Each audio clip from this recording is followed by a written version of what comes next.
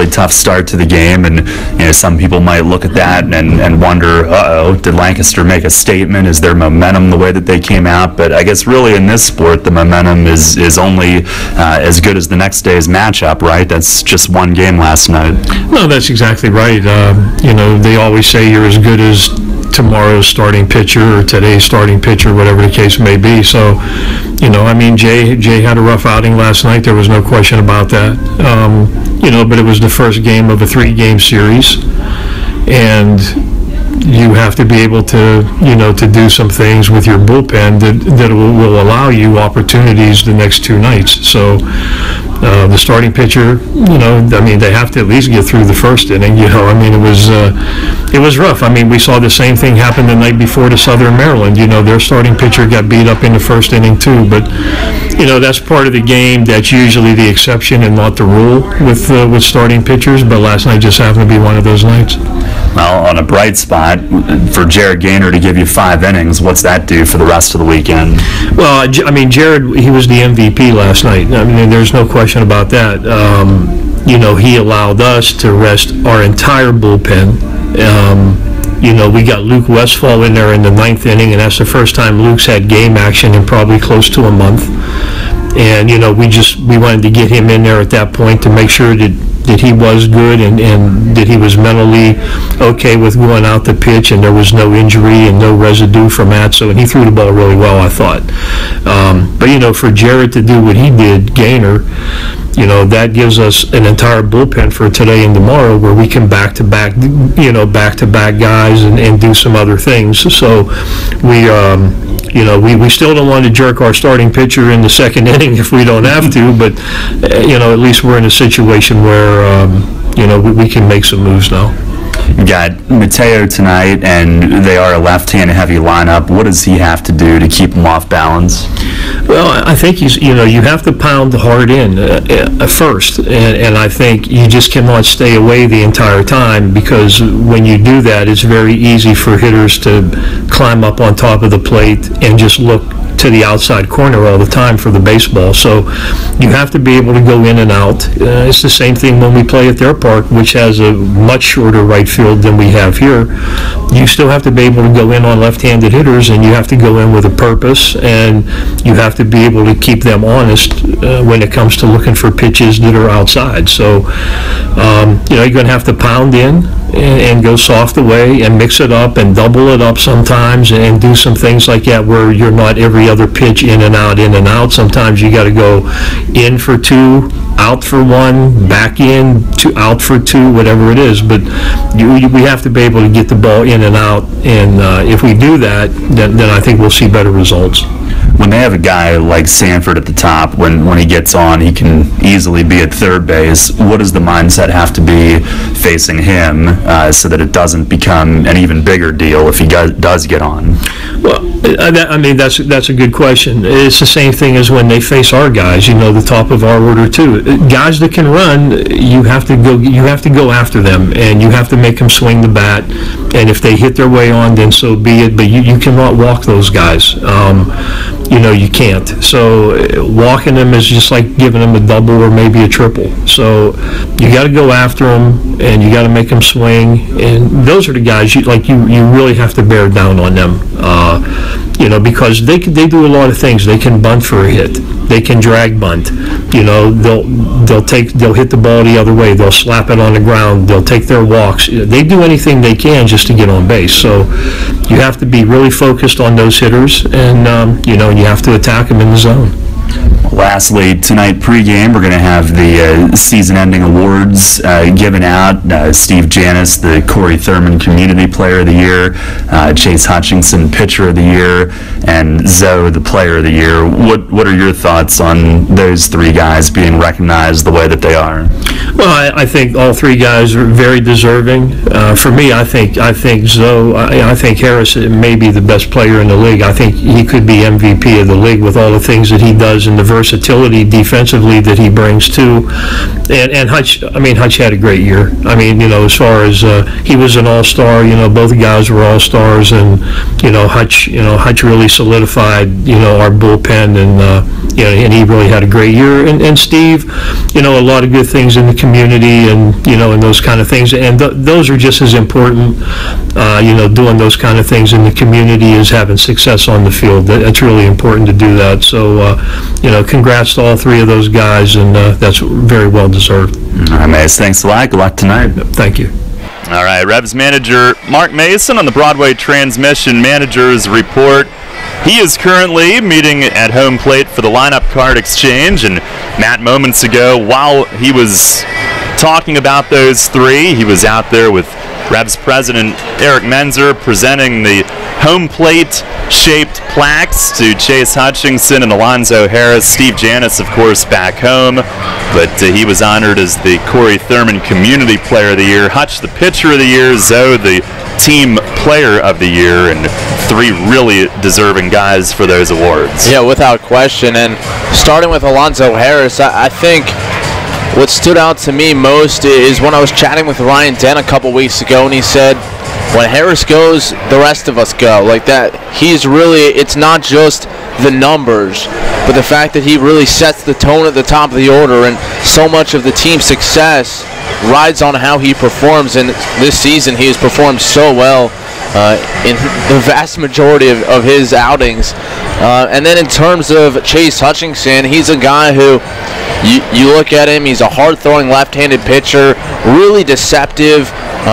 You heard players at the All-Star game telling him how hard he was to pick up and how much they don't like facing him. And that's such a testament to the work he does when other players really just don't even want to go up against him. And so many good outings for him, and a guy who's been at the back of the bullpen but still has been used in a variety of different roles and really excelled in all of them. Yeah, for Hutchinson, it's a franchise record 29 appearance scoreless streak that began July 6th, and 26 2/3 innings, which is the longest by a reliever. One more inning, and he'll tie Sean Hill for the longest by any pitcher, and of course he was a starter, but appearance-wise and innings-wise for a reliever, it obliterates the previous record. And then Alonzo Harris, we promised a historical update on what his 2030 season means. He's the first in the Atlantic League to have 20 or more homers, 30 or more steals since 2009, when Charlton Jimerson did it for Newark. He's only the 6th in league history to do it. First to do it with his number of home runs, which is 22, since 2008. Michael Woods was the last player to do it with 22 home runs or more. The others that have done it, Dwight Maness for Camden in 05, Kamara Barti for Long Island in 04, Kevin DeTola for Somerset was the first to do it in the year 2000. So just a remarkable season. Hopefully it ends up in a Player of the Year award honor across the entire Atlantic League when this season is through. And speaking of that, it's not through yet. The Revs with 2 more regular season games remaining and some serious business at hand that they are trying to finalize here tonight. The intro video playing, they're about to take the field in front of quite possibly the biggest crowd of the season here tonight, and it's got a chance to be one of the biggest all time from what we had been hearing. It'll be a packed house. It's high school spirit night, and the atmosphere should be absolutely electric as the Revs are introduced and will take the field tonight looking to clinch the second half Freedom Division title. Revs heading out. It is game number 139. It's the Revs, and the Barnstormers will have it for you coming up next. You hear a lot about CPAP masks these days, but here's something you don't hear much about. Over half of the people who wear a CPAP mask for sleep stop wearing it within a year. How's that working for you? Dr. Gordon Bell would like you to hear this. York Dental Sleep Therapy has dental options that can help many of those people. If you or someone you live with is struggling with sleep apnea, visit yorksleep.com and see how Dr. Gordon Bell can help return your home to peaceful nights of deep, restful sleep. If you're groggy during the workday, if you wake up feeling exhausted, if you would like to get your nighttime sleep patterns back to a healthy state, get a information from your doctor, then meet with Dr. Bell at his office on West Market Street in Hallam. He'll evaluate your symptoms and discuss which treatments would best suit your situation. Dr. Bell can restore restful sleep and get you feeling better day and night. York Dental Sleep Therapy. Call 316-1299 or visit yorksleep.com to learn more. Are you one of the many people that has a 401k that is eligible to roll over, but you just haven't done it yet? Maybe you're not sure where is the best place to put it. I'm Tom Dasher of Tom Dasher Investment Services. I specialize in helping you getting your 401k and IRA money parked in the best place for you. So if you haven't rolled your 401k yet, or if you're not satisfied with your IRA, call me for a consultation at 487-2096. That's 487-2096. And check out my website at tomdasher.com. This is Brad Allen. You're listening to York Revolution Baseball on the home of the Revs. Sports Radio 1350 WOYK. First in York, first in sports.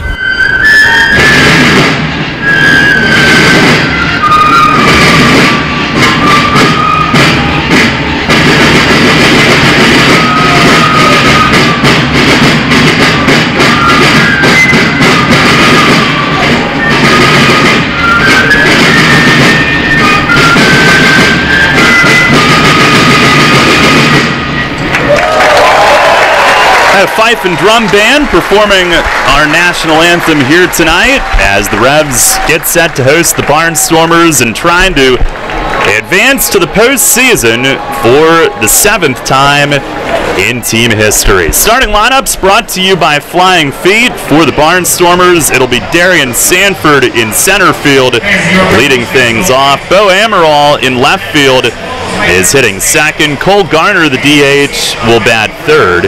Hitting cleanup at third base is Sean Halton. Caleb Gindel in right field bats fifth. Nate Coronado, the shortstop, hits sixth. Steve Clevenger will catch again and bat seventh. Josh Bell, the first baseman, hits eighth. And Lance Zawadski at second base will bat ninth. Again, it's Sanford, Amaral, Garner, Halton, Gindel, Coronado, Clevenger, Bell, and Zawadski for the Barnstormers, with Brad Bergeson making the start. For the Revs tonight, Alonzo Harris leads off in left field. Batting second is Jared Mitchell in right. Ruby Silva, the second baseman, hits third. Talvin Nash at first base will bat cleanup. Isaias Tejeda catches and bats fifth. Tyrone Verona back in there. First time since Monday, he will DH and bat sixth. Travis Witherspoon in center field hits seventh. Ryan Dent, the shortstop, batting eighth. And Chase Simpson at third base will bat ninth. Again, Harris, Mitchell, Silva, Nash, Tejeda, Verona, Witherspoon, Dent, and Simpson, with Victor Mateo ready to go and make his 26th start of the season here tonight. He's 6-9, a 4.20 ERA, 137 innings, 160 hits, 44 walks, 61 strikeouts, and quite the start. His last time out, he walked 5 but only gave up 2 hits and only allowed 1 unearned run in 5 innings against Long Island. Our Dasher Investment Services first pitch tonight is low. We are underway. 6:35 will go down as our start time. 86 degrees here tonight. Feels like summer. Sanford, he definitely sparked them last night. The 1-0, and it's a little bit high. Hitting at 328. And his 41 steals have come in just 58 games. It's the 3rd highest total in Barnstormer history. The 2-0, and it misses down and in. So not the way you want to start with Sanford, which is a bit reminiscent of last night, falling behind him. Mateo looking for his first strike, and he's got it right down the middle. 3-1. The lights coming on here as we get started. The sun has recently been hidden, making it a little bit darker here. The pitch. And a called strike. Inner half, belt high, 3-2. Mateo from the stretch at all times. And he's ready. Here's the payoff pitch. Swing, and he pops him up. Simpson toward the mound. It's going to be Dent in from short. He puts it away. And Mateo comes all the way back to get him, one down. That's a big first out, Matt. It certainly is. And in contrast with last night when Jay Goss battled all the way back, a borderline pitch gave Sanford a leadoff walk. He quickly would come all the way around. Here, Mateo battles all the way back and gets Sanford to pop up, and keeping him off of base all night is going to be incredibly important. Here's Bo Amaral, who's hitting .292 with 3 home runs, 25 knocked in. Revs are in the black unis tonight, Lancaster in the red jerseys. And Mateo from the belt delivers and missed a little low. Against Lancaster, Mateo has made 2 starts. Excellent on the road in June, 7 innings, 1 run on 4 hits and a win. At home in August, struggled a bit as he misses down low 2-0. August 26th, 4 innings, 5 runs, 9 hits, lost 7-5. Now ready, the 2-0. And a pop up again, way up there on the right side of the infield. Nash will call, and on the edge of the grass, he's got it. 2 up, 2 down on a pair of pop-ups to start the night.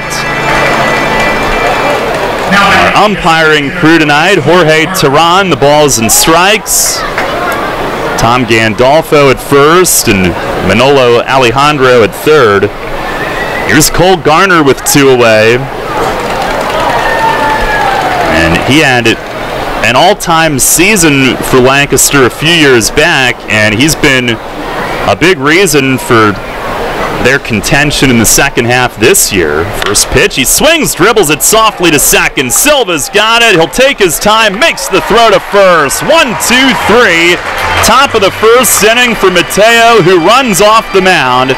And we've played a half inning tonight. It's the Barnstormers nothing, and the Revs coming up. Sports injury? Walk into WellSpan Urgent Orthopedics for immediate care. No appointment is ever needed. Our orthopedic and sports medicine specialists are here to treat you. Visit wellspan.org/urgent orthopedics today for hours at our York and Hanover locations. The York County Economic Alliance is York County's primary business resource, representing over 1,100 member businesses and 50,000 employees in York County. The YCEA serves to lead economic growth, connect local businesses, and to create a prosperous York County. This month, the YCEA celebrates the anniversaries of these members: Gladfelder, Anstat Communications, RG Group, RKL, Buchard Horn Incorporated. The York County Economic Alliance. Together we prosper. Visit YCEA-PA.org. As any baseball fan will tell you, there's nothing quite like spring training. Join Kraus Travel for spring training with the Baltimore Orioles. Follow the Birds south to Florida March 18th through the 23rd and catch 6 spring training games. Kraus Travel's spring training package includes round-trip travel from York, 5 nights in historic downtown Bradenton, daily breakfast, transportation to and from each game, and more. Reserve your spot in the lineup now.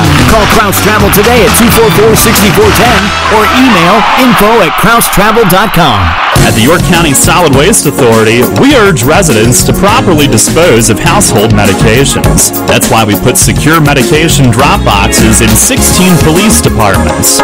Drop old meds off for free. Learn more at www.ycswa.com. Garbage is power. The revolution plays here. Play ball! The new Sports Radio 1350.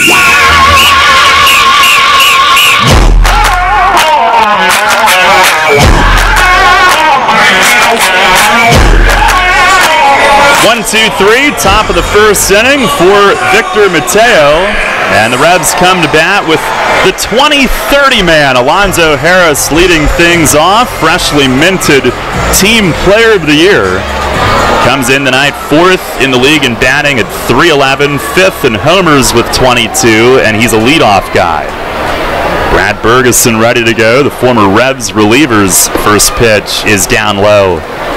Harris leads the league in runs and slugging, and again the first in the league to 20-30 in 8 years. Only the 6th in 20 years. Pitch is lined to left center. toward the gap, down for a hit. And it's cut off on the track by Amaral, but it's an easy double for Zoe to lead things off. Got a pitch up and drilled it to the gap. And he's in scoring position right away on his 141st hit of the year. Well, Ferguson missed low on his first pitch of the game. His second pitch, it looked like he really just wanted to get me over strike to build some confidence, and Harris was ready for it, turned on it, and laced it into the gap. Here's Jared Mitchell, who will try to at least advance him by pulling one. The corners are going to come in on him. 10th in the league in hitting at 297. And Bergeson will look back at second base. First pitch, and a swing and a high fly ball toward the line in left. Amaral into the corner, and he's got it in fair territory. And with that short porch in left, even a ball to the corner won't advance Harris. He has to stay at second with one out. Ferguson 9-9 coming in, 4.48 ERA. It's start number 25 for him.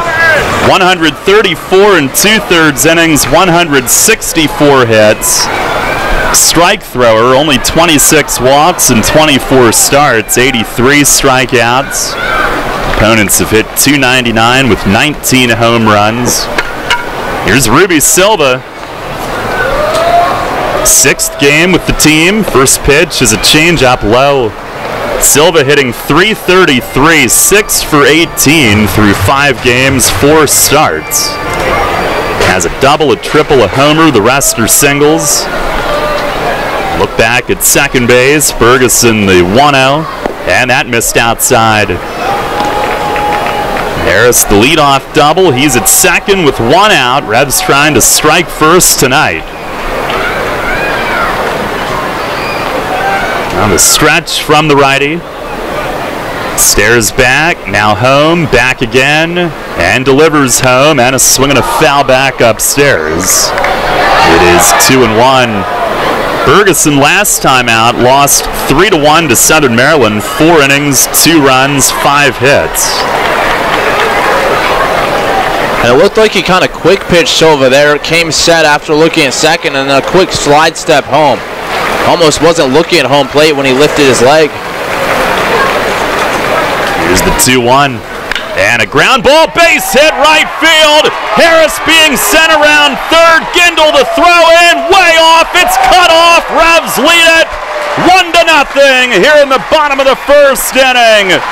Ruby Silva rips an RBI single through the right side of the infield.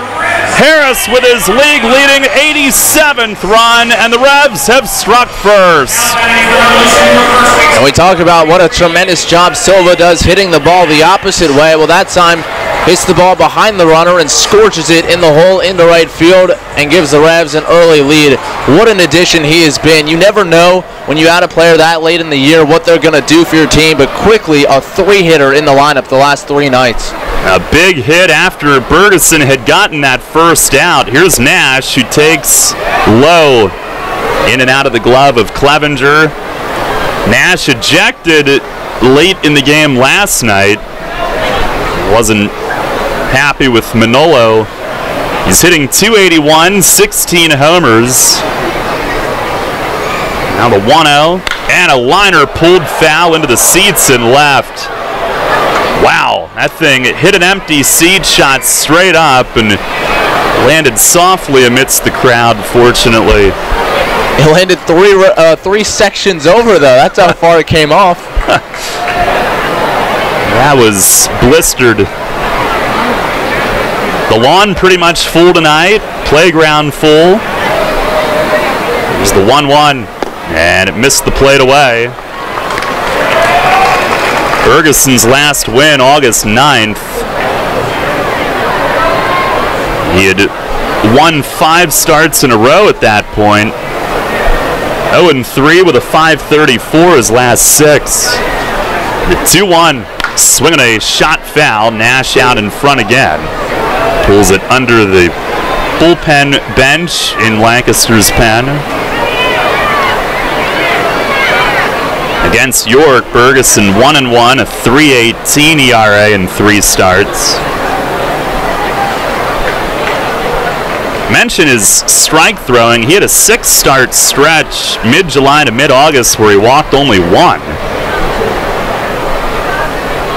2 balls, 2 strikes. He's ready.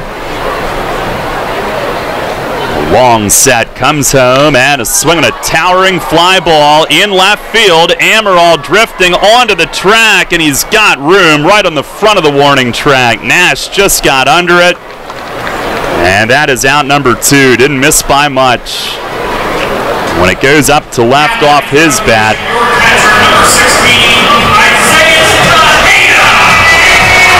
Once again, we should talk about the first inning production of this team. And yesterday, an anomaly in which the opponent dominated the first inning, but the Revs have been so good in first innings throughout the year. Big first inning 2 nights ago, and again, striking first here in this one. Now here's Tejeda with Silva at first. He's got good speed. 2 outs in the inning. Tejeda 6th in the league in batting at .305, 17 homers, tied for 4th in RBIs with 78. And a move to first, back standing is Silva. And Tejeda, one of the guys today who partook in the optional batting practice, and almost everything he hit was to right field. A real conscious effort on working on opposite field hitting. First pitch to him, and it's a cutter or a slider. It runs through for a strike. And that's always what coaches say, is when you're in a slump, the best way to get out of it is to focus on hitting the ball the opposite way, because it makes you wait at the plate, be a little more patient, see the ball deeper. 0-1 is down and in, kicks that back foot out of the way. Well, they'd given him a night off a couple of nights ago, DH'd him last night. He certainly has put forth incredible effort this year, catching so many games, playing almost every game. Pitch is outside, a snap throw to first. Silva tiptoes back. And a 2-1 count to Tejeda. If not for what Alonso did, Tejeda might have been unanimous team MVP. But Harris, an all-time historic season in this league. The 2-1. Oh, almost hit him.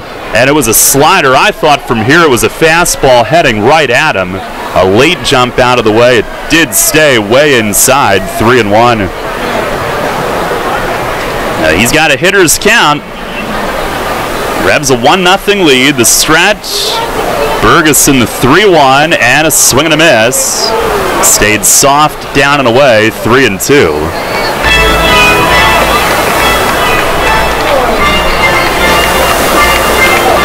As Silva will be on the go here with a full count and 2 outs.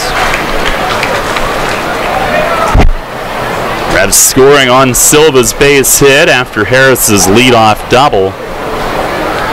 Bergeson ready. 3-2, and it missed low. Close take, and Tejeda walks. And it'll be first and second for Dyrone Verona, who's back in the lineup tonight.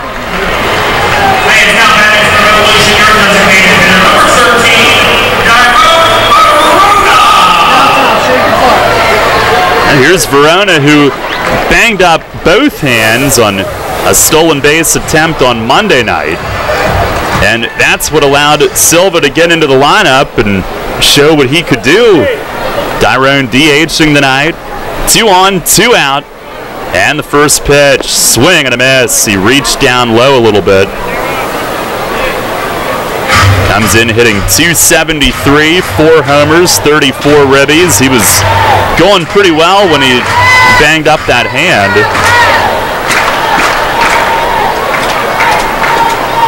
Hoping he can get back in without missing a beat. The 0-1, swing and a miss. The bat flies into the stands just to the left of the net, and I think everybody leaned out of the way. And it bounced back near the on-deck circle on the third base side, 0-2. Yikes. That's something you can't really afford with a full house, but he managed to hit an empty seat down there. And hopefully that isn't a product of that hand bothering him. when he had first gotten here, he's got a little bit of a looser grip, and I've seen that happen a couple of times. No balls, 2 strikes.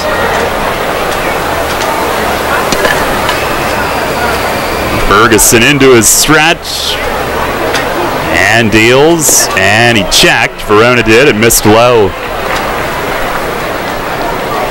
And Ferguson might not be having the first inning he would have liked to, but he's still been able to mix his pitches, throwing breaking balls in fastball counts.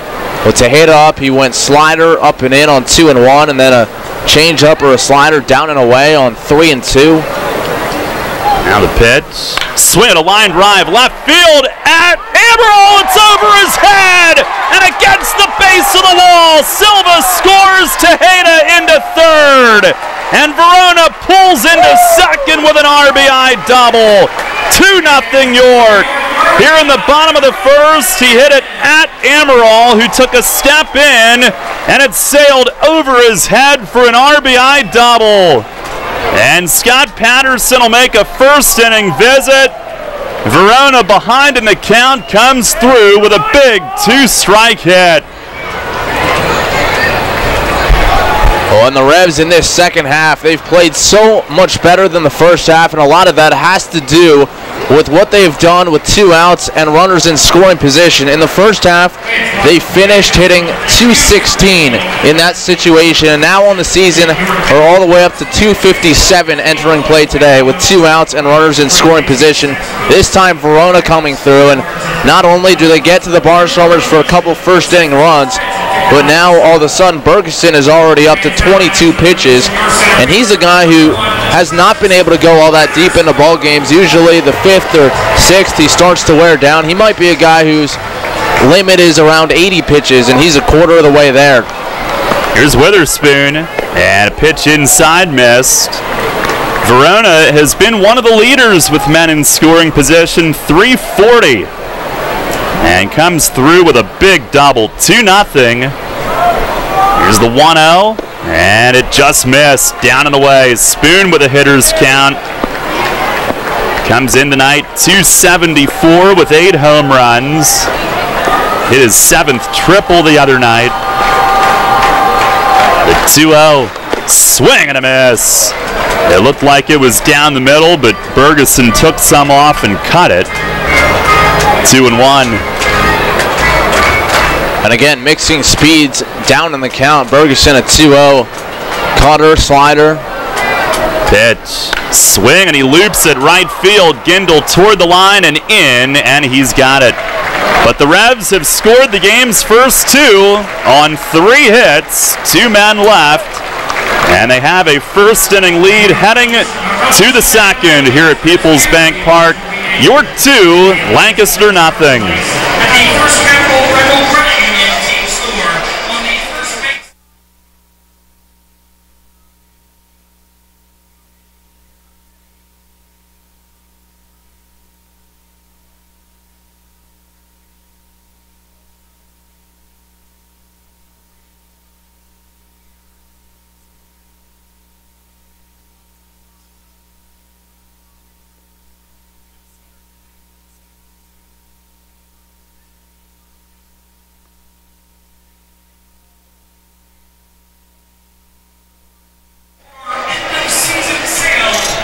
I guess we'll stay with you. Our commercial playing software is, you know, when you see not responding, how dreaded that is. Well, that's what we've got. But the Revs responding in a big way, Matt. And we talked with Mace on the pregame about, you know, do you worry about last night? Is it a momentum tone setter? But that doesn't really apply in baseball, and the Revs coming out and jumping in front early tonight.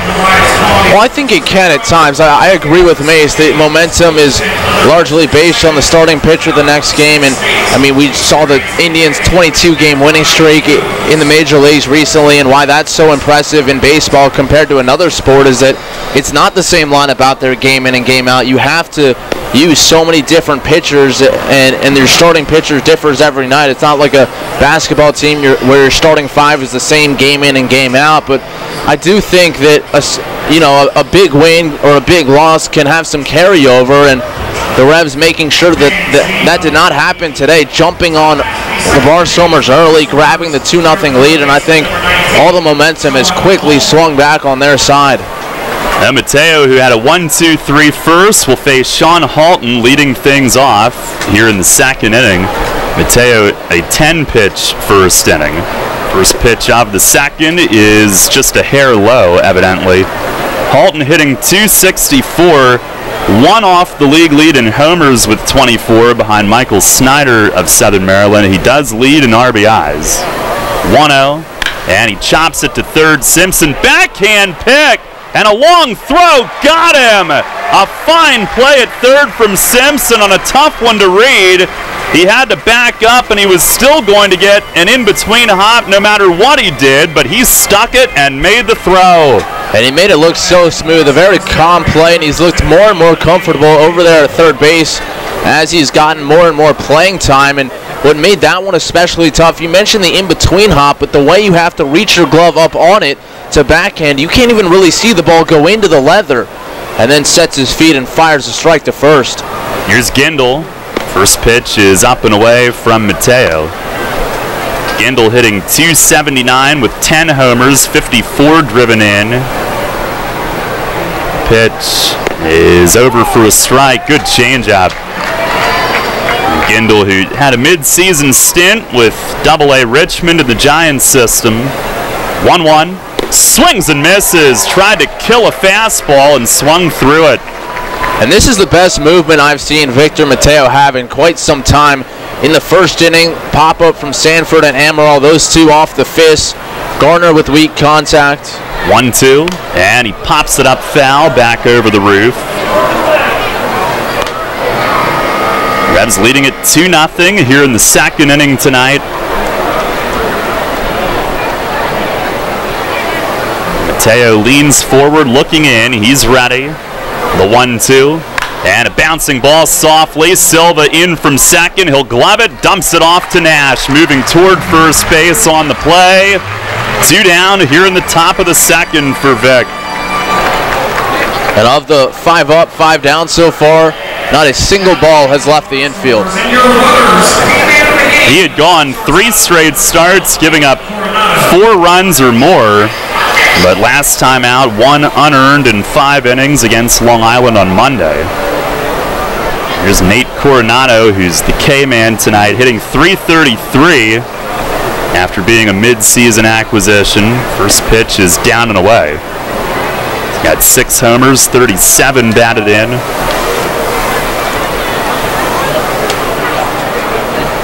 Four RBI game last night. Signed during the All-Star break. 1-0, and he swings, hits it in the air in center. Witherspoon backs up, and he's there waiting on it and makes the grab. Hit fairly deep, but another 1-2-3 inning for Mateo, and we'll go to the bottom half of the second inning. Still 2-0 York. Money and business are essential to the strength of a community. So is cheering and celebration and music and fun. That's why York Revolution games, concerts, youth sports, special events, and more happen at a place called People's Bank Park. People's Bank has been serving York County for more than 150 years.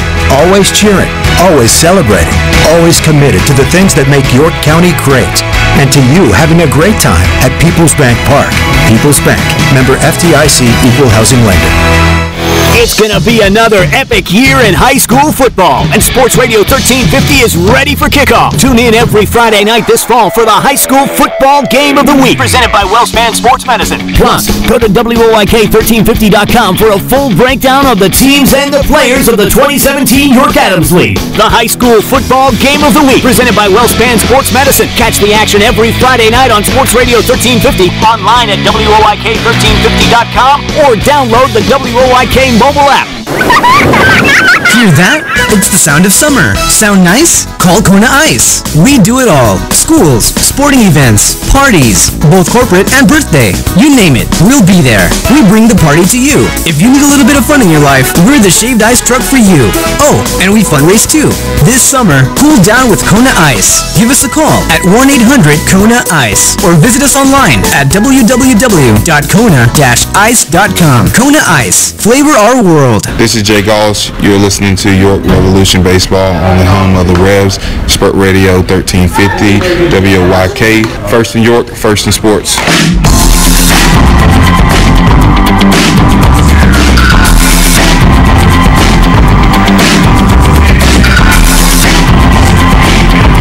Revs with a 2-0 lead as we head to the bottom half of the second inning. Ryan Dent will get things started. Brad Bergeson, a 26-pitch first inning. The Revs did leave 2 in scoring position, but got 2 runs home.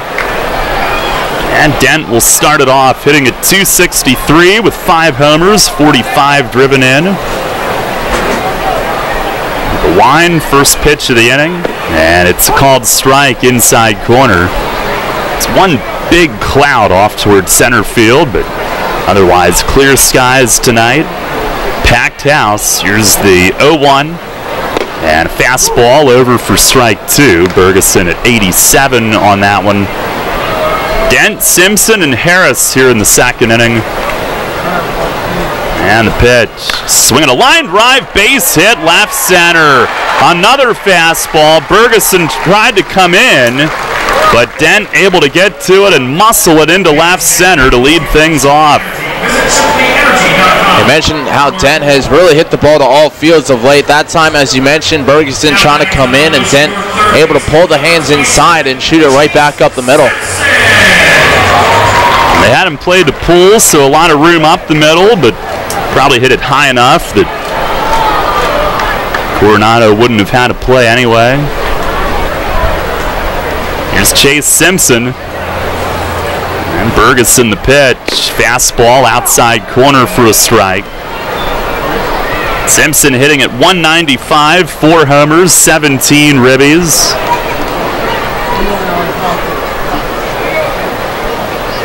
Revs with their 4th hit. Dent held at first by Bell. Bergeson steps off. Bergeson, who pitched in relief for the Revs 2 years ago briefly. There's the 0-1, and it misses down and away, a changeup. It's his 4th start against them this season. He was pitching well 2 years ago. He had come off an injury, but suffered an arm injury during a game here and required another operation. And now another comeback this season for him. The 1-1, and that's over for a strike, a changeup. Come up with the Orioles, had some early career success in the big leagues, but unfortunately for him, those injury situations limited his path. Did pitch in Japan for a year. He fires, and a swing and a miss. He got Simpson to reach on a changeup low. 1 down in the inning. We'll pause for station identification. This is Revolution Radio. First in York, first in sports. Your only local sports station. The new Sports Radio 1350, WOYK, York, Pennsylvania. 1 down here in the bottom of the second. The first strikeout for either pitcher tonight. Here's Alonzo Harris. Dent at first, 1 out. First pitch, a swing and a ground ball, base hit into left center. Dent moves up to second, and the Revs with their 5th hit. Zoe is 2 for 2. That one middle away, but he reached out and got it and smacked it up the middle. He lined it right off the dirt to the left of short. And the Revs with 2 on for Jared Mitchell. It looked like Bergeson tried to go first pitch change up there to Alonzo Harris, and a bit predictable after he just laced the double on a fastball his last time up, and Harris ready for the changeup. That one right back up the middle. There's Mitchell, who flied out to deep left in the first. Ferguson ready. First pitch shows a bunt. It's taken for a strike. Revs a 2-0 lead, trying to add on.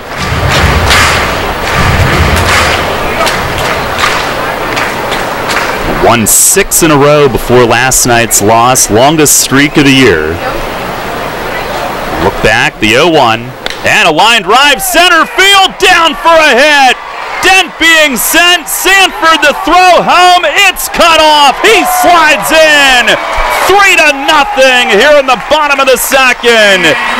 Jared Mitchell, an RBI single, he serves it into center. And the Revs add another one. 3-0 York here in the bottom of the second.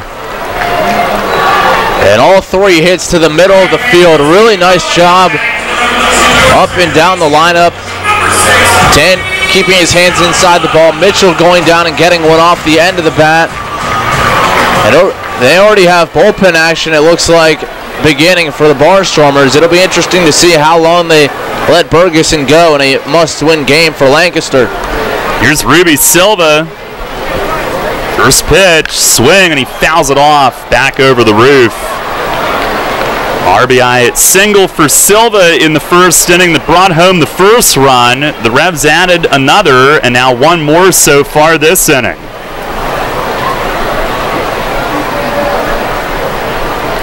Here's the stretch. The 0-1, and a foul again. This one off the top of the net. Great speed on base. Harris at second, Mitchell at first.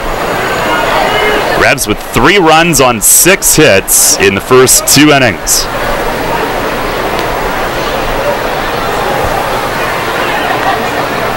Ferguson ready with it. And the 0-2, swing, and he fouls off another one. So far, all fastballs, and all 3 have been fouled off. That one against the net as well.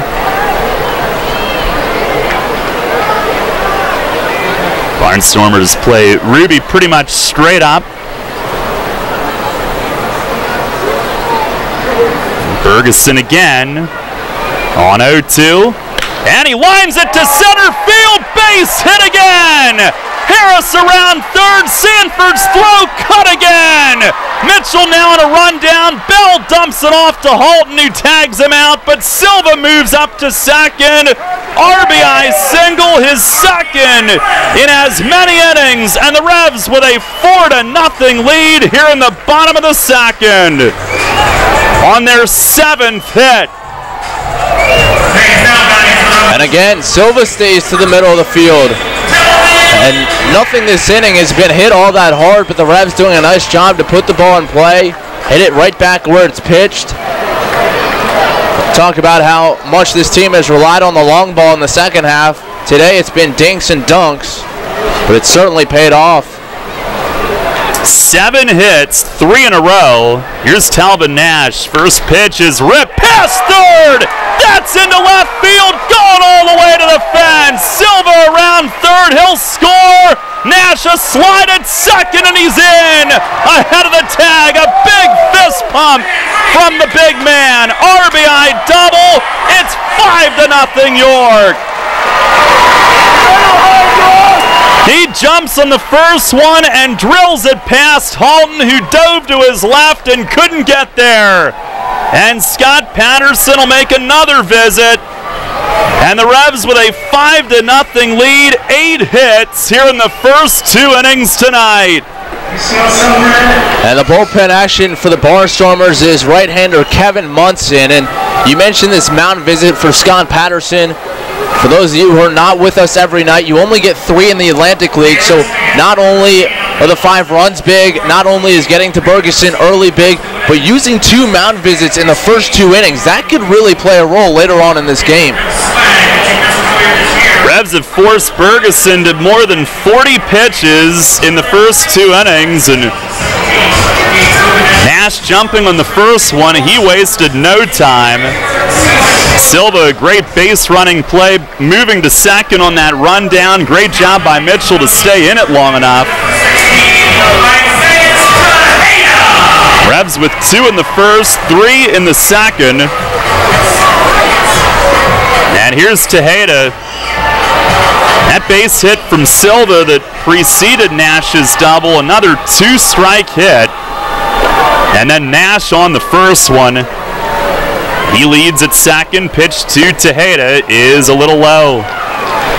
He walked in the first, which got Verona to the plate. And Dyrone doubled a run home. Made it 2-0. Now it's 5. The 1-0. Swinging a bouncing ball to short. Coronado to his right. He gloves it and tosses it across to end the inning. But the Revs with 3 in the second. They do it on 5 hits, including 4 in a row. 1 runner left. We go to the third tonight. It's York 5, Lancaster 0. Take it from me, guys. You want to make life happier? Your wife wants a nicer lawn. The kind of lawn you see on Home and Gardens and Martha Stewart. Here's a hint. You're not alone. Call your pals at Heritage Lawn and Landscape Care. They've got a way with lush lawns that the ladies like. And as you know, happy wifey, happy hubby. Winky face. Heritage Lawn and Landscape Care. World-class care right in your backyard. 717-292-9994. From Manny Brothers, almost famous, always a favorite. From Manny Brothers, almost famous sandwiches served on Italian bread. Your choice of meat piled high with cheese, fresh cut fries, coleslaw, and tomato. Every day is happy hour with half price on draft, bottles, and liquors. Tuesday and Thursdays, it's Primanti Pizza Feast wings and salad for under $20. We'll keep the wings flying with 59-cent wings all day Sunday and boneless wings all day Monday. Primanti Brothers, 2151 South Queen Street. Almost famous, always a favorite. Not only can you feel it in the air, you can hear it. High school football. Charlie's Donut Squad is working hard every day to make sure you head over to the high school with your favorite lineup. Jelly-filled, glazed, pumpkin, chocolate peanut butter, and brewing up some of that famous fresh Maple Donuts coffee. So what's the game plan, high school football fans? Just make sure you show up with a big orange box filled with Maple Donuts. Because I don't care who you're rooting for, it's a winner every time. Maple Donuts taste right. This is Logan Williamson. You're listening to York Revolution Baseball on the home of the Revs, Sports Radio, 1350 WOYK. First in York, first in sports.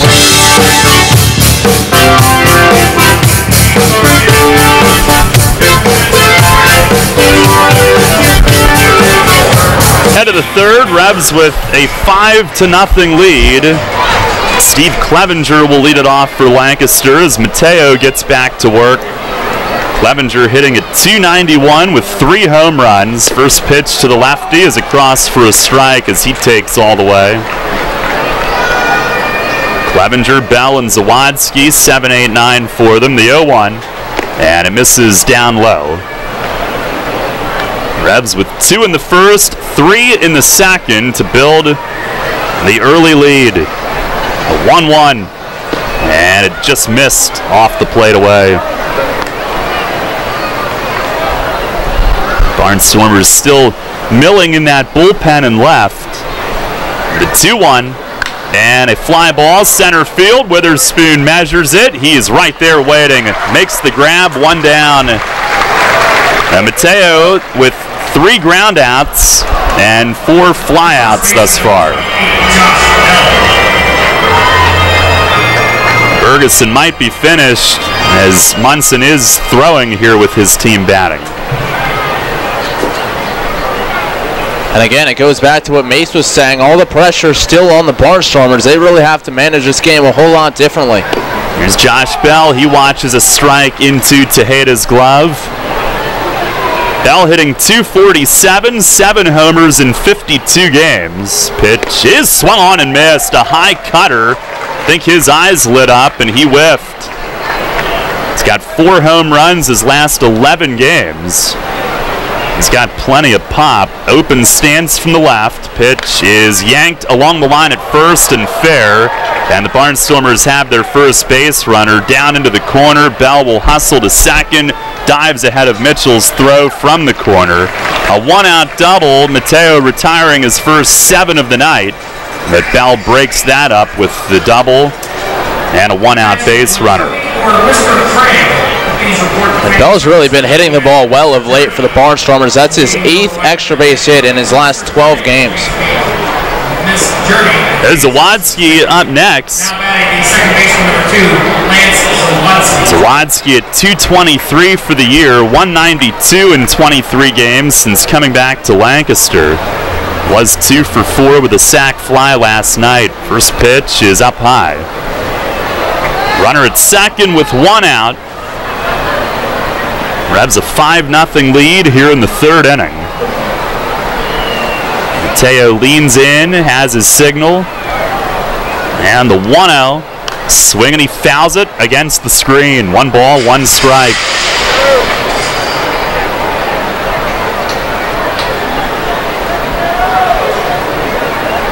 Zawadski certainly has deep roots with Lancaster. He'd spent his first couple Atlantic League seasons there.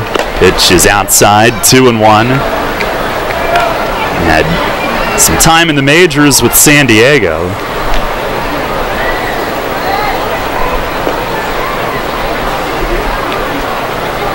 Mateo ready. 2-1 pitch, and a swing and a loop, left field. Harris read it, now sprints in, and he's got it. He froze to get a read, came racing in, and made the grab for out number 2 on that blooping fly ball to left. That's a tough ball to read, an inside-out swing, a lot of English on it, and fortunately for the Revs, Harris has good speed, and also with a short porch in left field, you don't play back quite as far, so not as much room to travel coming in on that ball. Top of the order, here's Darian Sanford, who popped up to begin the game. Mateo was behind him 3-0 and came back to get him. First pitch, he grounds it foul just past the bag at first. That was close, but Nash fairly close to the bag. It's like they're playing him to pull slightly. It was 3-0, and risking having Sanford on right away, Mateo came back to make it full and then got him on the pop-up. Bell at second, 2 outs. Mateo the pitch, and a swing and a pop foul out of play, left field side. So Vic has the jump on him here. Sanford, who really dominated the league the first month as a slap-hitting speedster, got the Nationals' attention, and after playing in their system, came back. Here's the 0-2. Down and in, made him move his feet. Good pick from Tejeda. Time asked for as a new ball will be put in play. And I don't think Mateo was trying to bounce it in like that, but I think that's a pretty good purpose pitch. Now it really has Sanford thinking a bit. He had to move his feet. Sets up another location. Should Mateo try to backdoor him or go up in the zone? There's the 1-2. Way high. Tejeda standing up to catch that. 2 balls, 2 strikes. Trying to work around the 1-out double. And he'll go to the rosin bag and regroup. Sanford has hit .379 with men in scoring position this year. Mateo ready, the 2-2. Swing and a line drive into left center, and that's going to get down for a hit. And Harris has it glance off his glove. He'll have to chase it a bit further back in left center. Bell around to score. Lancaster on the board. The throw coming in glanced off Dent's glove and rolls to third. Sanford stops at second. It's a 5-1 game. Lancaster gets one back. A 2-out RBI hit. There'll be a single and an error on Harris in left. RBI for him. Run would have scored anyway. And like you said, it glanced off his glove, but I think that had more to do with communication between him and Witherspoon. It looked like they were unsure initially who was going to field that ball than simply Harris misplaying it.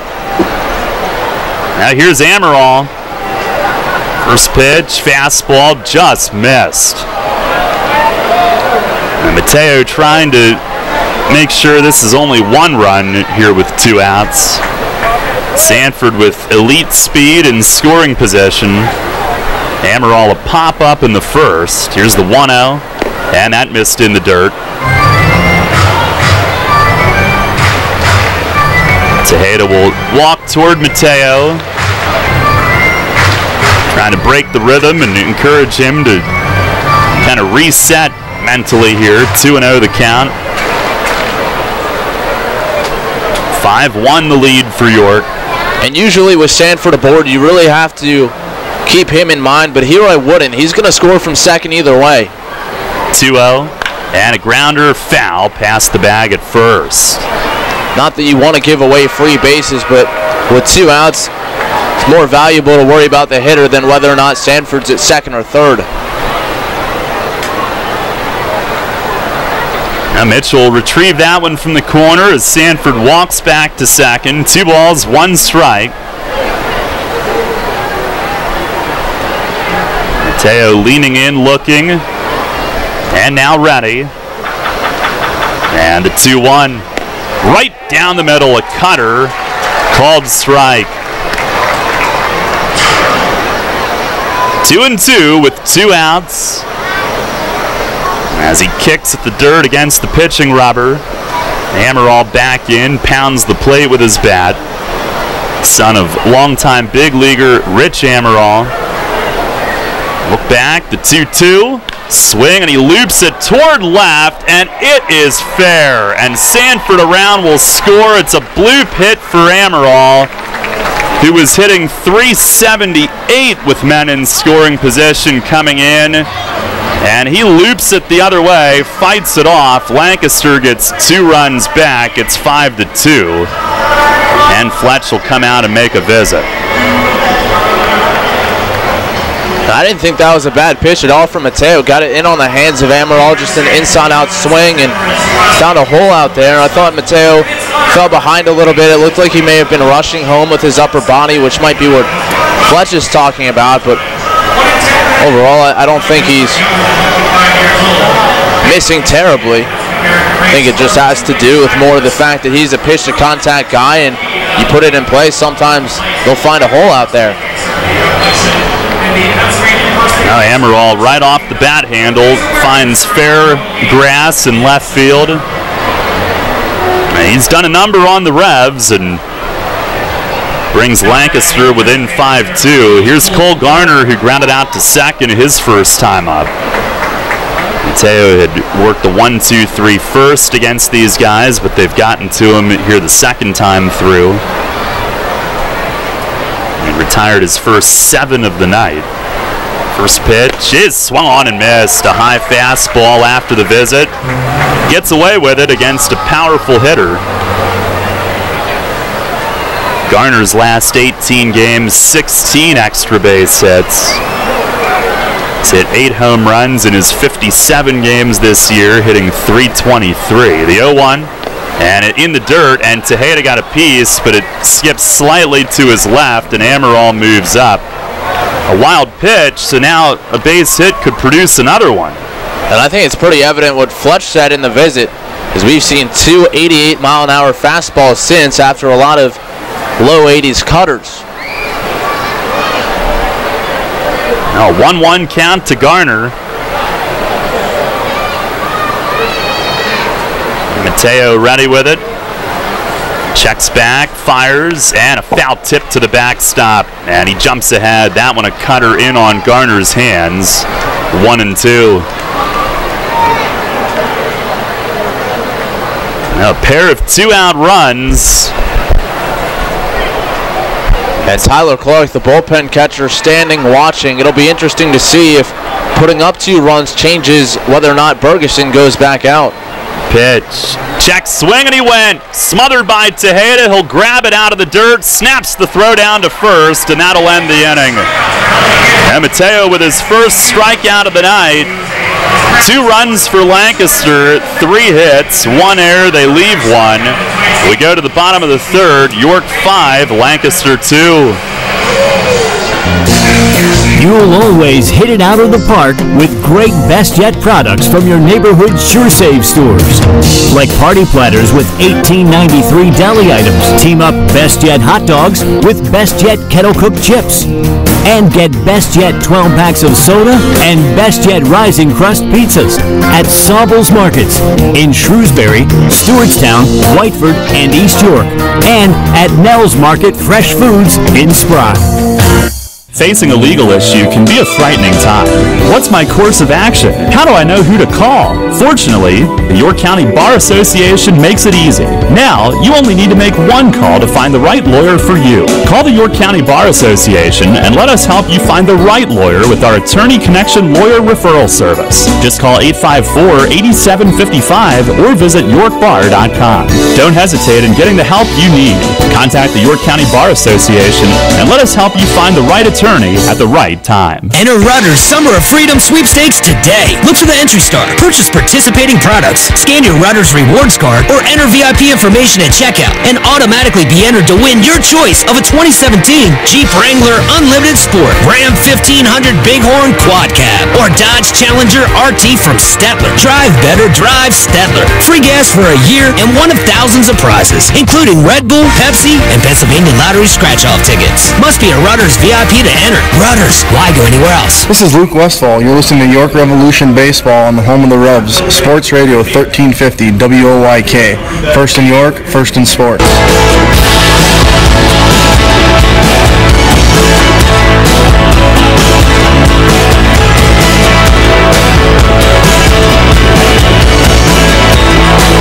Revs with a 5-2 lead. As we go to the bottom of the third inning, right-hander Kevin Munson out of the Lancaster bullpen takes over. Pitching change brought to you by Maple Donuts.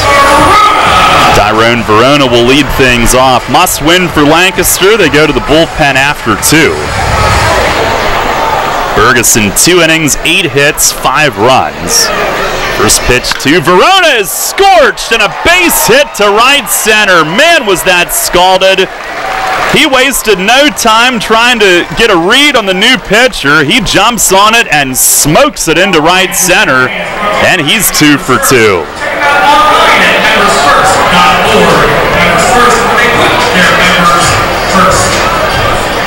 Revs with their 9th hit. And 5 of the last 6 have been right back up the middle. Here's Witherspoon now, who flied to right in the first.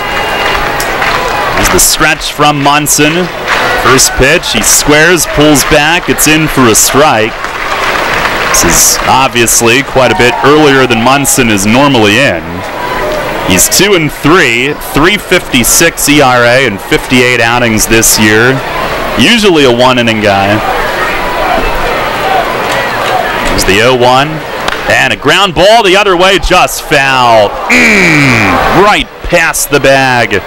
And Bell unable to react to it. He had been holding the runner so close to getting down the line, but just wide of the base. 0-2.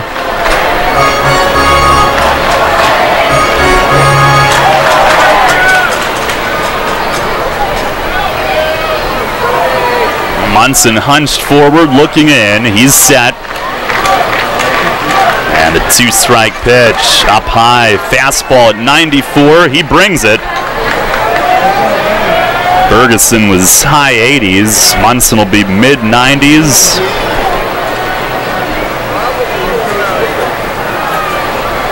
And he's got his signal.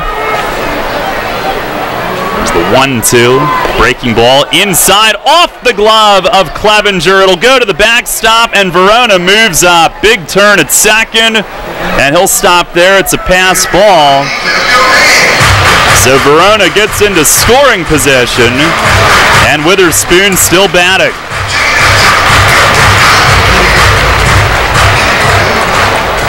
Mateo made sure his wild pitch in the top half did not hurt.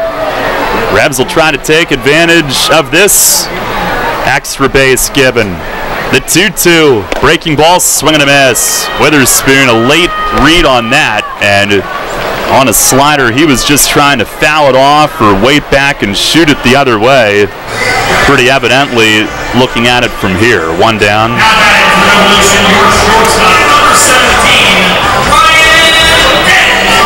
Ryan Dent will follow.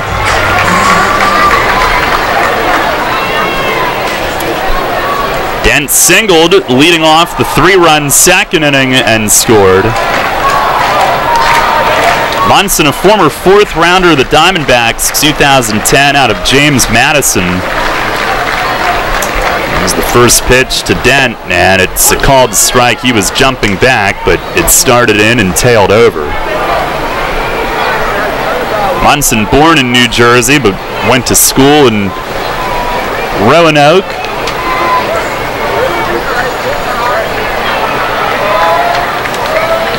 Look back, and he'll spin, and Verona goes racing back. Nobody covering, though. Munson, 28 years old. He's been to AAA with the Diamondbacks, the team that drafted him, also with Seattle last season. And then with Lancaster last year for 12 appearances as well. He fires, and a rip up the middle, and that's going to get into center.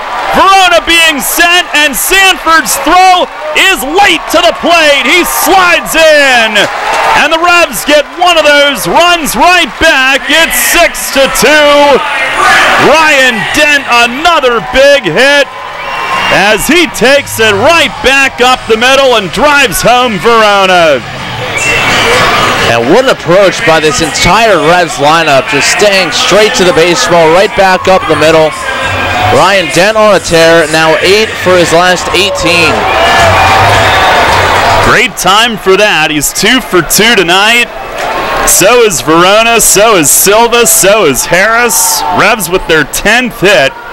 6-2, they lead it. Here's Chase Simpson. First pitch, he swings, hits it in the air down the left field line. This will fade foul into the end section of seats. Simpson, a strikeout victim his first time up, but attacking right away on Munson. 6 runs, 10 hits, 1 error for York. 2 runs, 3 hits, no errors for Lancaster. The 0-1, and a drive deep down the line in right field, but he pulls it just foul. Simpson with a rocket, but he's foul by about 10 feet at the most. Off the tent, which starts fair, but he hit it off the wide section to the right of the foul pole. He was all over it, but just a tick early. Boy, that would have ignited this place. Dent, a short lead, the stretch, and the 0-2. Swing and a miss. Munson gets him on the next one after he dodged a near 2-run homer. 2 down in the inning. And we'll go to the top of the order, and Alonzo Harris.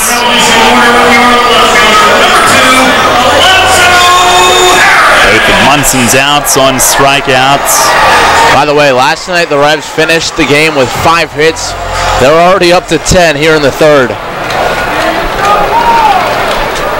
Zoe's got 2 of them.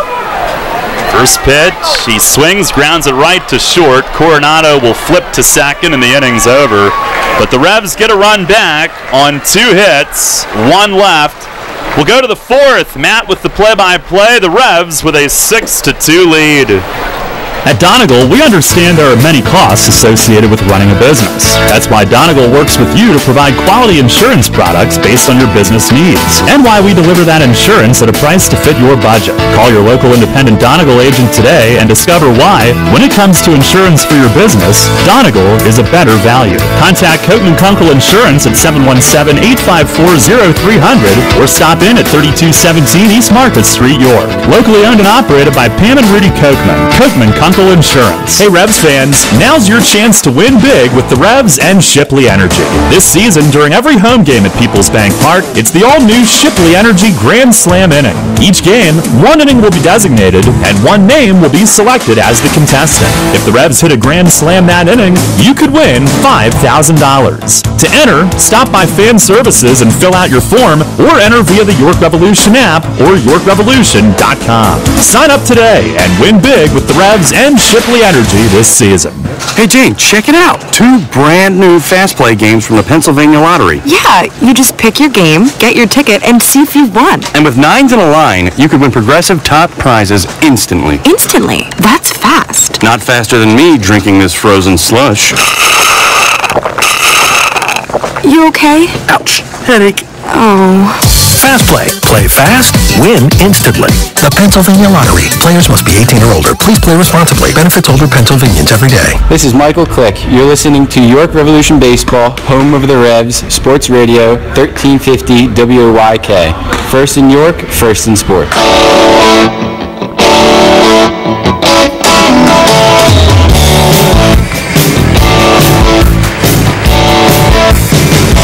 We go to the 4th here at Peoples Bank Park. It's the Revs on top 6-2 over the Barnstormers. Victor Mateo back to work. He'll face the middle third of the order, Sean Halton, Caleb Gindle, and Nate Coronado. Talking about the year that Alonzo Harris has had, certainly in consideration among a short list for league MVP. Halton in that conversation as well. The Lancaster third baseman, 0 for 1 in this one, a ground out to his counterpart Chase Simpson. Mateo, 44 pitches through his first 3 innings, ready to go here in the 4th. And the first pitch to Halton, and that one just missed inside, a cutter that didn't quite snap over. It's 1 ball and no strikes. Halton second in home runs with 24, first in RBIs with 88. The setup inside, the 1-0 from Mateo.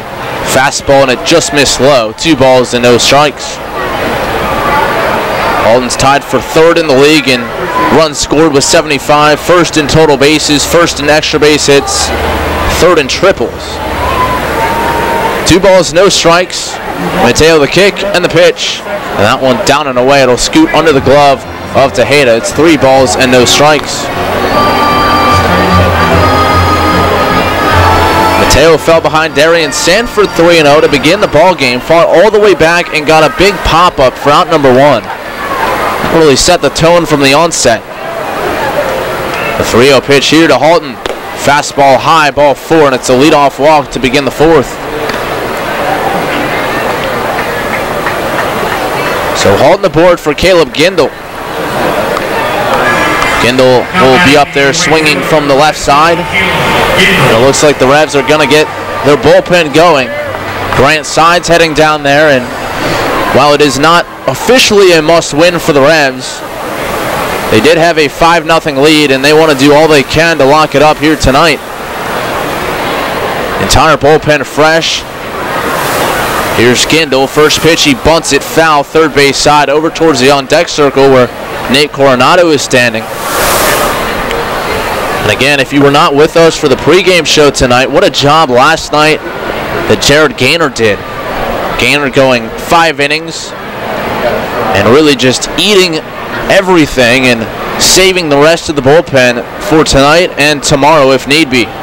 The 0-1 pitch swinging away this time. Gindle pops it up foul, back over our heads and out of play. And Mateo now in the driver's seat, 0-2.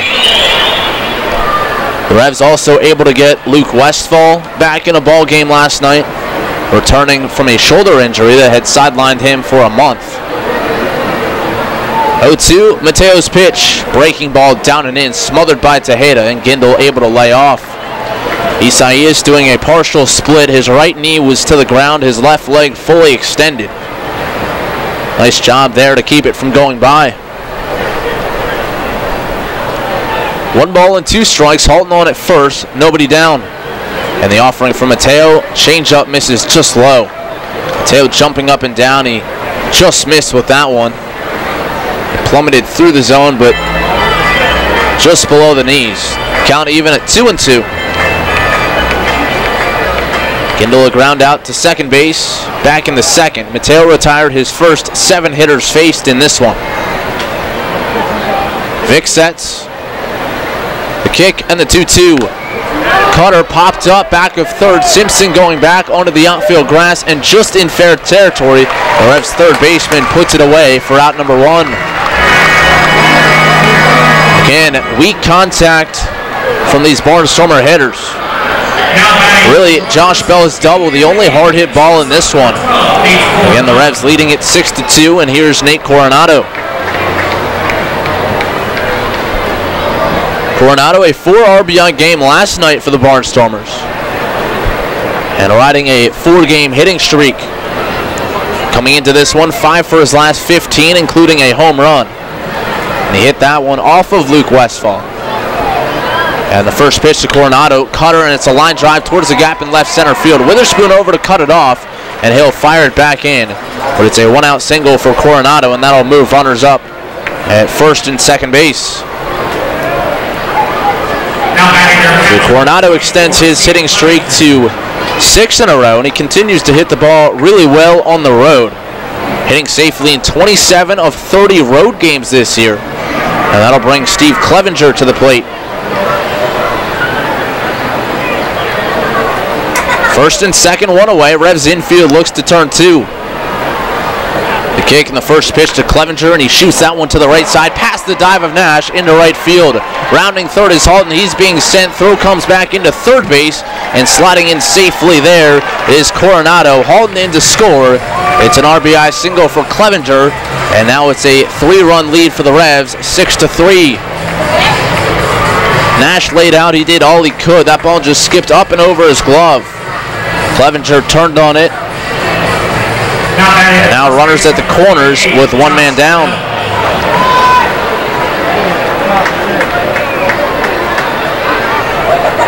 Again, Grant Sides is loosening for the Revs. York with 2 in the first, 3 in the second, 1 in the third. The Barnstormers with 2 in the third and 1 here in the fourth. Bell up, a double and a run scored. And the first pitch, a cutter hit on the ground to second base. Silva up with it, feeds Dent for 1, back to first, and it's a double play! Dent leaping over the runner, Clevenger sliding in, threw it airborne, and got it to Nash just in time. A 4-6-3 double play to end the frame. The Barnstormers do get 1 back on 2 hits and 1 man left, and after 3.5 at Peoples Bank Park, it's the Revs 6 and Lancaster 3 on 1350 WOYK. Brimmer has been York's license and notary specialist since 1969. An approved online messenger for PennDOT, it offers registration and driver's license renewals, online title transfers, money orders, and notary service, all with a friendly staff that guarantees your satisfaction. For more information on Brimmer's convenient hours and fast service, call 717-699-1060 in York or visit them on the web at brimmers.com. Brimmer Fast Licensing and Notary Service with 4 convenient locations in York and Lancaster. Need material handling equipment for your company's busy season? Mid-Atlantic Industrial Equipment offers a full line of rental equipment to keep you operating at maximum efficiency. Forklifts from 3,000 to 15,000 pound capacity, narrow aisle reach trucks and order pickers, electric pallet jacks, scissor lifts, and forklift clamp attachments. Daily, weekly, and monthly terms available. Call today at 888-383-LIFT. That's 888-383-5438. And check us out online at midatlanticindustrial.com. You trust AAA to work at every mile. But AAA doesn't just cover your car. They can also cover your home. AAA Home Insurance protects every square foot. And when you add AAA Home Insurance to AAA Auto Insurance, you get more protection and more savings. Insurance that's not just insurance. Talk to your local AAA insurance agent today or visit AAA.com to learn more about AAA Home Insurance. This is Paul Fletcher. You're listening to York Revolution Baseball on the home of the Revs, Sports Radio 1350 WOYK. First in York, first in sports.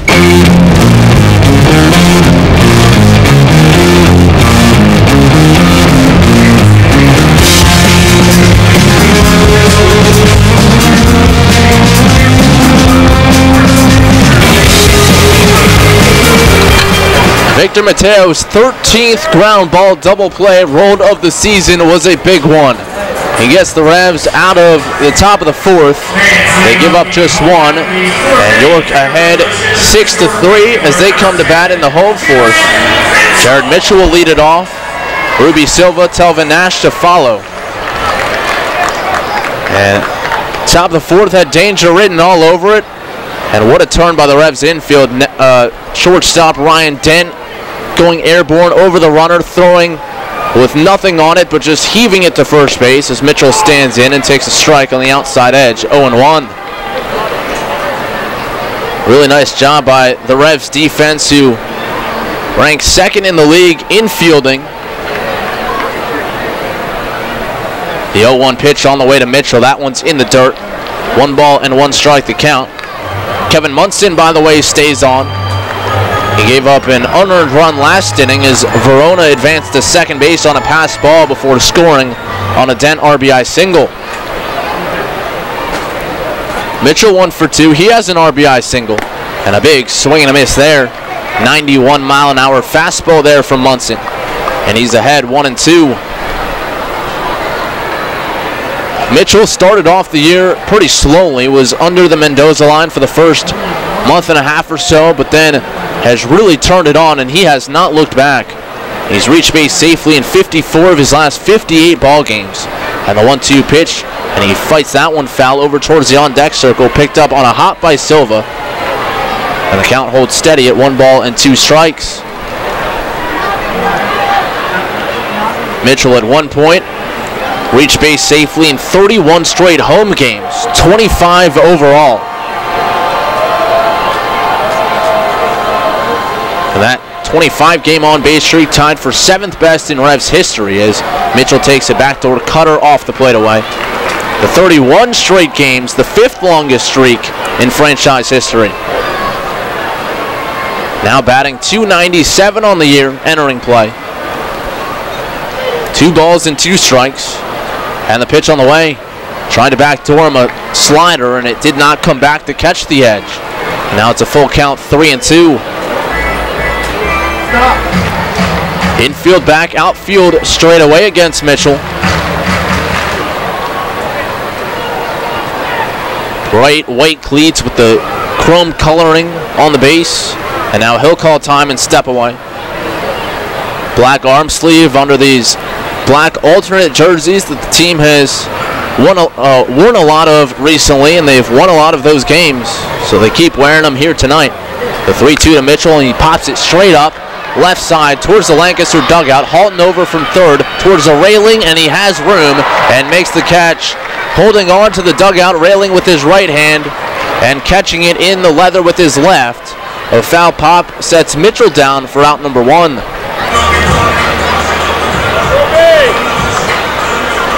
That'll bring up Ruby Silva. And what a job he has done in just a week. Now 7 for 19. Playing in his 6th game here tonight. First pitch to him, he swings away and pops it up foul out of play off to the left. It's 0-1. Silva homered in his very first at-bat as a Rev, had come in for Tyrone Verona as a defensive replacement after Verona was shaken up trying to steal second. And in his very first at-bat on the very first pitch, Silva went opposite field. The 0-1 to him, he swings away and chops it back to second base. Sawatsky there from the backhand and slings it on to first, 2 away.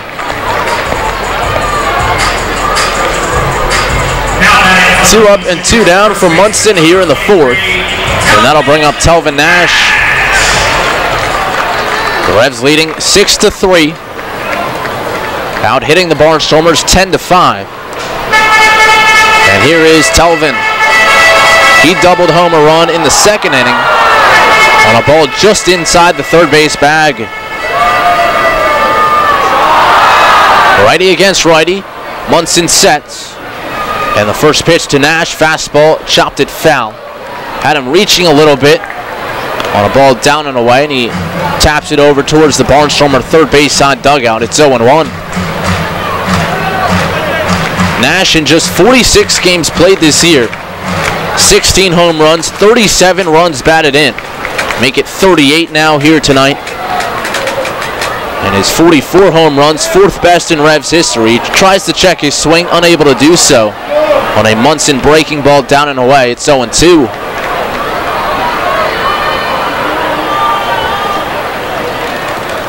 Nash, one home run shy of moving up into a tie for third place.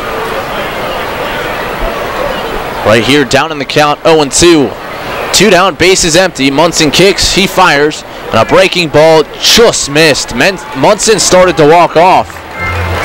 And home plate umpire Jorge Terran never raised that right arm. Looked pretty good, maybe bent around the plate. It was a breaking ball. Scott Grimes at 45 home runs, the man that Nash is chasing. And the 1-2 offering for Munson. Breaking ball, popped him up right side of the infield. Bell back of first, now drifting into foul territory, waits. And he makes the catch to retire the side. Munson gets the Revs 1-2-3 for the first time in the ballgame. And after 4 completed Peoples Bank Park, it's York 6 and Lancaster 3 on 1350 WOYK. Did you know that Shipley Energy can take care of all your energy needs? From heating oil and propane to providing your home with electricity and natural gas. We also provide heating and air conditioning service and installation. All of your energy needs are under one roof at Shipley Energy. To learn more, visit ShipleyEnergy.com. Call 855-4SHIPLEY and don't forget to ask about our $100 rebate. Shipley Energy. Energy for life.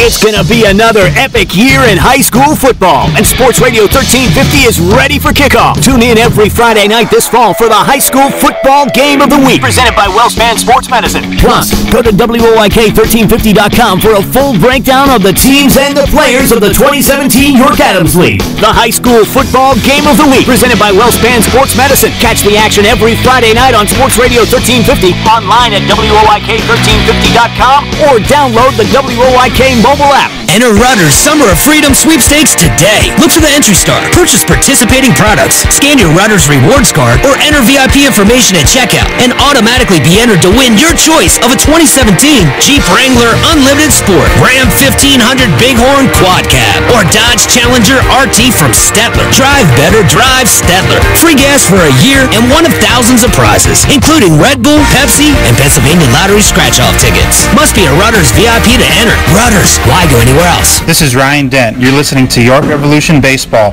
on the home of the Revs, Sports Radio 1350, WOYK, first in York, first in sports.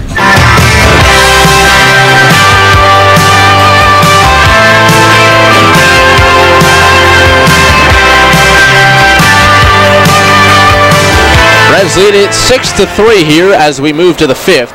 Zawatsky will lead it off, and the first pitch cutter over from Mateo, 0-1. Vic using a 4-6-3 double play to get out of the 4th. Gave up 2 runs in the 3rd, 1 in the 4th. And the pitch hit right back up the middle under his glove. Silva back of second, the jump throw to first, and not in time. What a play by Silva just to get to that ball. And the throw was on the money, just couldn't quite get enough on it on the jump throw to first. Zawatsky beats out an infield hit. Really great defense. The mound might have slowed that one down. It was just under the glove of Mateo, and Zawatsky maybe a little bit off the fist, but he's aboard with the leadoff infield single. That'll turn the lineup over, and Darian Sanford, and we'll see if the speed stir decides to try to bunt. Of course, a sacrifice for him could also net a hit. And the first pitch from Mateo, Sanford pulls back a bunt attempt, and it's over for a strike, 0-1. Sanford, 1 for 2, a single, and it was an RBI single in the 3rd. He then came around to score. It was an unearned run. Mateo ready, and the 0-1 pitch, and Sanford pops it foul out of play, straight back. The Barnstormers have staved off elimination the last 2 nights. Of course, last night it was a defeat of the Revs here at home. The night before, it was a walk-off single by Sanford to beat the Ducks 4-3.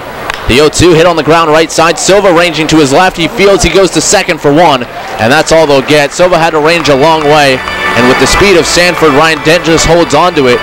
But the fielder's choice is Sanford will take Zawatsky's spot at first base, now with 1 away. Now batting the left fielder, number 3, Bo Silva really showing off his range in the infield. Went far to his right on the first ball of the inning, far to his left there, pivoting and firing to second base. And here's Bo Amaral.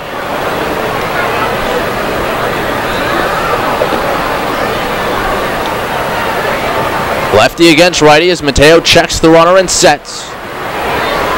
A kick and the first pitch to Amaral, and he swings and fouls it off straight down at the plate. Mateo looking for his 7th win of the year. Comes in 6-9, a 4.20 ERA, and for him it's just been really big to get back out on the mound and see success after last season in which he battled injury. Now in his 9th pro season, his 8 prior split between Tampa Bay and Atlanta in their systems. At the belt, the 0-1 pitch. Backdoor cutter, missed a little low. 1 ball and 1 strike to count to Amaral. Amaral, a 3-hit game last night, and he scored 3 runs, and all of that production in the first 4 innings. Lancaster really jumping on the Revs early, a 6-run first inning. Mateo ready, and a check on first, and Sanford was leaning, but he gets back in safely. His first move was towards second base, but then he changed momentum and made it in with the headlong dive. Telvin Nash applying the tag. Sanford 41 of 55 in stolen base attempts this year. Really tremendous speed. 1-1 the count. And another check on first, and this time Sanford back in with a dive, but not nearly as close. Mateo, first signed with Tampa Bay as a free agent back on November 15th, 2006. Out of the Dominican Republic, spent a couple years in the Dominican Summer League before coming over to the States in the Tampa Bay system. First playing in the States in 2009. Set up inside the 1-1, and the pitch off to Tejada's glove. That'll get to the backstop, and Sanford will move up to second base. He'll make a turn and force Tejada to walk that one back to Mateo. And that'll go as a pass ball. Sides continues to throw for the Revs in their right field bullpen. RJ Hively now up and throwing for the Barnstormers in their left field bullpen. Runner in scoring position now with 1 away. Dent playing close to Sanford at second. A big hole on the left side. 2-1 the count to Amaral. Mateo will look back, and the pitch. And the cutter just missed a little bit low. 3-1. Cole Garner waiting on deck. Mateo, most noted for 2 no-hitters in his minor league career. His first was with Bowling Green, low A of the Tampa Bay Rays. That coming in 2011. No runs, 3 walks, 10 strikeouts against Lake County. Pitch on the way, misses off the plate away at ball 4. And that'll put runners at first and second now with 1 man down. Second walk of the night from Mateo, who walked 5 batters his last time out against Long Island, but managed to get out of the game with just 1 unearned run allowed. The Revs would go on to win that game by a score of 2-1. That the makeup game played here on Monday.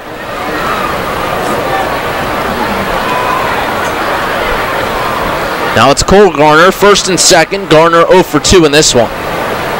But he does have 16 extra base hits in his last 18 ball games. Runners go, and the pitch down low. Throw to third, and it's into left field. Sanford up, and he's heading for home, and the ball gets by Harris. Heading to third base now is Amaral, and he'll be stopped there as Harris fires the ball back in. And there's the speed of Sanford coming into play. He forced a bad throw from Tejada. And now it's a 2-run ball game, 6-4.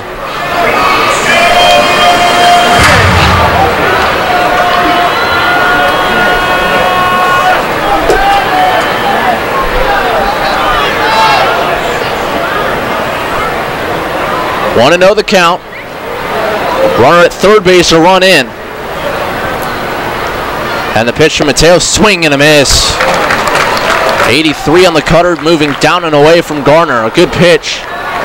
That'll even the count at 1 ball and 1 strike.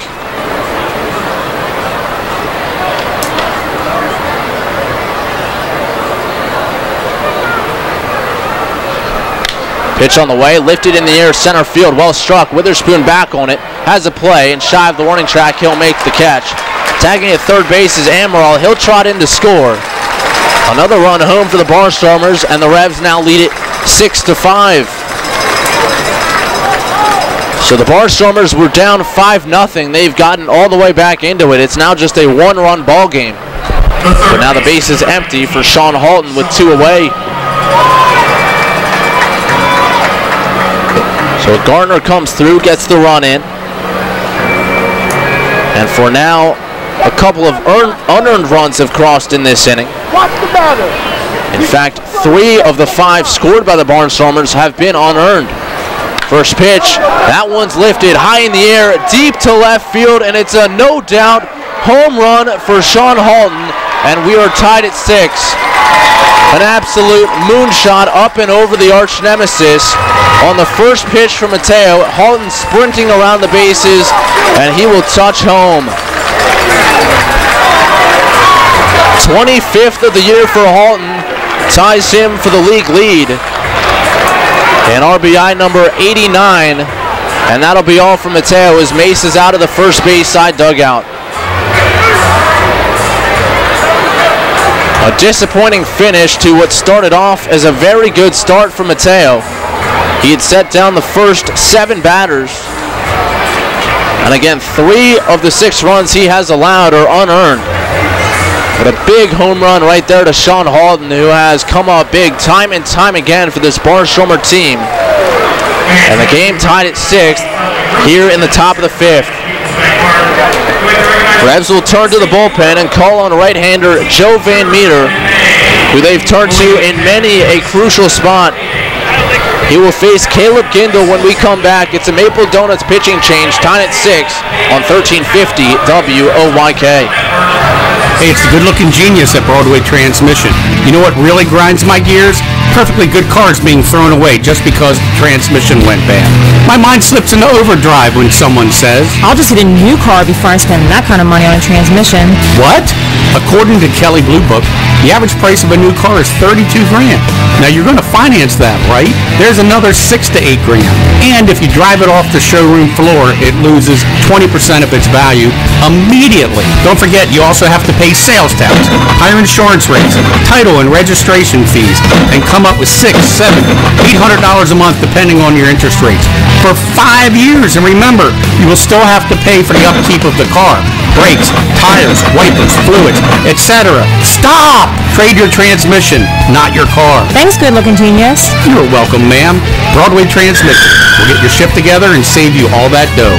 Visit us on the web at BroadwayTrans.com or stop in and see how it's done. Does your wealth advisor know how you take your coffee? At Smith, Mayer & Little Wealth Advisory Group, we genuinely get to know our clients, from their interests, goals, and dreams, right down to how they like their coffee. By understanding our clients on a personal level, we help them make wise financial decisions. In us, you will find a trusted confidant dedicated to your financial success. Smith, Mayer & Little, a wealth of knowledge about wealth. Get to know us over a cup of coffee or visit us at financialjava.com. Janney Montgomery Scott LLC, member NYSE, FINRA, and SIPC. This is Chan Choi, athletic trainer of the York Revolution. You're listening to York Revolution Baseball on the home of the Revs, Sports Radio 1350 WOYK. First in York, first in sports. Joe Van Meter enters, and the first pitch to Caleb Gindle misses low. 6-6 our score, 2 outs, bases empty. And the 1-0 pitch, a changeup and a nice one to even the count at a ball and a strike. The Revs had the lead 5-0. They scored 2 in the first, 3 in the second. But now all knotted at 6 here in the 5th. The 1-1 pitch to Gindle, and that's a fastball that just missed off the plate. Had some arm side run and brought it off the outside corner. 2 balls and a strike from Van Meter, who's making his 55th appearance on the season, 54th in relief. And another fastball from Van Meter, that's low and away. 3 balls and a strike to Gindle. Gindel 0 for 2, a ground out to second, a pop out to third. Van Meter on the year, a 4-2 record. In fact, he's won 3 straight, a 2.63 ERA. A 3-1 pitch, a change up, and that's a letter high strike. And that'll run it full, 3-2. 61 2/3 for Van Meters. He's allowed 44 hits, 21 runs, 18 of them earned. He's walked 23 and struck out 63. 2 down. And the payoff pitch to Gindel. Swinging a broken bat, slow roller to second. Silva up with it, and he slings it to first just in time to get Gindel hustling down the line. Van Meter battles back to get the ground out and retire the side here in the 5th.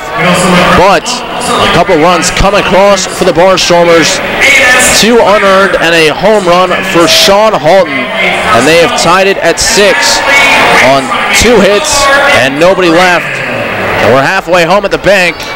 Score nodded on 1350 WOYK. It's time again for York Mitsubishi September sales event with 0% financing or rebates and discounts up to $4,500 on all remaining 2017s in stock. So stop by and see what we can do for you on all Outlanders with 7-passenger seating, Outlander Sports, Lancers, and Mirages. And as always, get our 10-year, 100,000-mile powertrain limited warranty. So don't miss out on York Mitsubishi September sales event while selection is still available. York Mitsubishi, just off Route 30 on Roosevelt Avenue, York. Stand up against domestic and gender violence by joining YWCA York on Friday, October 6th at 6:30 p.m. for Walk a Mile in Her Shoes, where men and teams of men walk in women's high heels to raise money in support of YWCA's Access York and Victim Assistance Center. Women are invited to join the cause and raise funds as sister walkers. To register, log on to ywcayork.org or donate by texting the word HEELS to 50155. YWCA York is dedicated to eliminating racism, empowering women, strengthening families, and promoting peace, justice, freedom, and dignity for all. Come on! Colin Cowherd. Is an actor bad if he has a bad movie? Remember the movie Tom Hanks had with Julia Roberts about 4 years ago? Was he suddenly a bad actor? Nah, he got a shaky script. But I just watched Bridge of Spies this weekend with Tom Hanks. Tom Hanks is back. Why? Because he had Steven Spielberg directing. Right now, Andrew Luck doesn't have a very good script to work with. This is The Herd with Colin Cowherd. Weekdays at 3 on Sports Radio 1350 WOYK. This is Steven Janis. You're listening to York Revolution Baseball on the home of the Revs. Sports Radio 1350 WOYK. First in York, first in sports.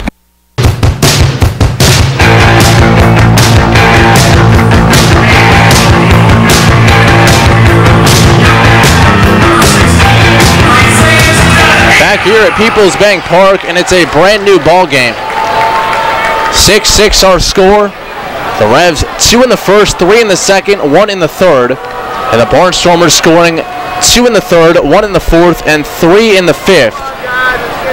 Tejeda will lead off the bottom of the fifth against R.J. Hively into the ball game on a Maple Donuts pitching change. And Hively's first pitch, a fastball at 94 over for strike 1.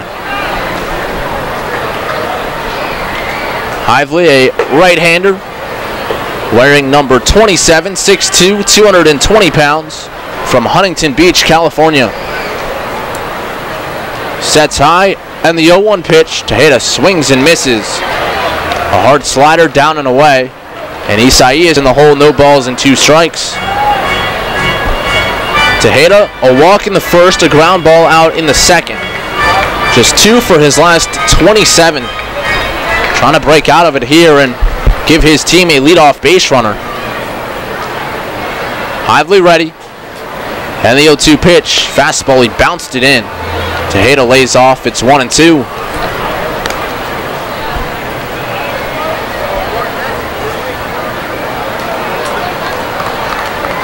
Third baseman Halton guarding the line. The rest of the infield also a shade to pull. The outfield pretty much straight up against Tejeda. Hively ready, and the righty fires. That one misses low, 2 balls and 2 strikes. Hively on the year is 6-0 record, a .468 earned run average, making his 55th appearance. He works exclusively from the stretch. And the 2-2 offering to Tejeda. Swing and a miss. He got him. Breaking ball in the dirt. Tejeda chased it, and he's down on strikes for out number 1 here in the home 5th. Hively, in 59 2/3 innings this year, has allowed 60 hits, 35 runs, 31 of those earned, 19 walks, and 67 strikeouts. Picking up his 68th, setting Tejeda down, and that'll bring up Dairon Verona. Verona, a 2-hit game. He's scored a run, he's driven in a run. Facing Hively for the first time. And the righty's pitch. Fastball, it bounces in. 1 ball and no strikes. Hively's last appearance came 2 days ago in the finale against Long Island. Gave up a walk and a hit, but nothing across. The righty looking into Clevenger for signs. Now he's ready to go. The kick and the 1-0. Verona swings and misses. He was reaching on 94, and that fastball was off the plate away. Verona taking some time to himself, crossing over home plate, collecting his thoughts. Hively, certainly a hard-throwing right-hander. It was a lot harder than what they saw of Burgesson out of the gate. 1-1 the count. And the pitch on the way. Swinging a foul tip, and the bat slipped out of his hand and caught the home plate umpire, Jorge Terron. We saw one earlier slip out of his hand and go all the way into the seats. That time it looked like it caught Terron on the top of the head, but not reacting terribly to it. 1-2 the count. Verona now will check on the home plate umpire, make sure he's okay. Don't often see that. But now he'll have to get right back in the box. Bases empty, 1 away, home half of the 5th. In a 6-6 ball game here. The Revs looking to clinch a playoff spot. Hively sets, and the 1-2. That one's way outside, through the glove of Clevenger into the backstop. Verona tonight making his first appearance since Monday's game. He tried to steal second, was thrown out, and injured both of his hands. One was cut open, the other jammed, sliding in head first. But he has not missed a beat, a 2-hit ball game. 2-2 the count. Hively sets, kicks, and deals. Swing and a miss, the bat goes flying again, all the way down to Polo. And Verona down on strikes, back-to-back Ks for Hively, to begin inning number 5. Verona expanding the zone on that one. And that bat launched about 90 feet. That'll bring up Travis Witherspoon. Base is empty, 2 men down. Witherspoon 0 for 2 in this one, but coming into today on the homestand, had hits in 6 of 14 at-bats. 2 triples, 2 runs knocked in. Righty against righty. Hively's pitch, a fastball. No, it's actually a hard slider. That had a lot of late break. Swing and a miss there by Witherspoon, who chased it down and away. Hively throwing 94 with the fastball. And his breaking ball up at 88. Good 1-2 punch from the righty, who kicks and fires, and Witherspoon watches one just a little bit low. 93 that time from Hively to even the count at 1-1. Witherspoon in that big first inning a couple nights ago stole one of 4 bases for the Revs in that inning. And now 3rd all-time with 53. Hively ready, and the 1-1 pitch. Swinging ground ball left side deep in the hole. Coronado, the off-balance throw across on a hop and scooped down at first base by Josh Bell to preserve a 1-2-3 5th inning for Hively. The Revs set down in order and through 5 complete at Peoples Bank Park. We're tied at 6 on 1350 WOYK. Money and business are essential to the strength of a community. So is cheering and celebration and music and fun. That's why York Revolution games, concerts, youth sports, special events, and more happen at a place called Peoples Bank Park. People's Bank has been serving your county for more than 150 years. Always cheering, always celebrating, always committed to the things that make York County great. And to you having a great time at People's Bank Park. People's Bank, member FDIC, equal housing lender. This is the Dan Patrick Show. Just like to say that y'all rock, man. I think Under Armour and the Warriors both got good deals with Steph Curry. Do we look at Under Armour as that's the new and Nike feels like the old? Not that Nike is going to go bankrupt or out of business anytime soon. But if you look at what Under Armour has done, they've done pretty well with the under 26. It's pretty incredible. Dan Patrick. Mornings at 9 on Sports Radio 1350 WOIK. As any baseball fan will tell you, there's nothing quite like spring training. Join Kraus Travel for spring training with the Baltimore Orioles. Follow the Birds south to Florida March 18th through the 23rd and catch 6 spring training games. Kraus Travel's spring training package includes round-trip travel from York, 5 nights in historic downtown Bradenton, daily breakfast, transportation to and from each game, and more. Reserve your spot in the lineup now. Call Kraus Travel today at 244-6410 or email info@kraustravel.com. Hi, this is United States Olympian Haley Flickener. You're listening to Sports Radio 1350 WOYK, first in York, first in sports.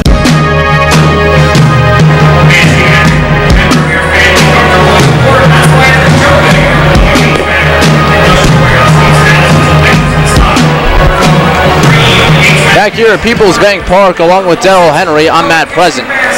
We head to the 6th, and we are tied at 6. The Revs, who led it 5-0 at one point, have watched the Barnstormers battle back. And it will be a battle to the finish as Joe Van Meter stays on. Got the final out of inning number 5, forcing Caleb Gindle to break his bat on a weak grounder to second base.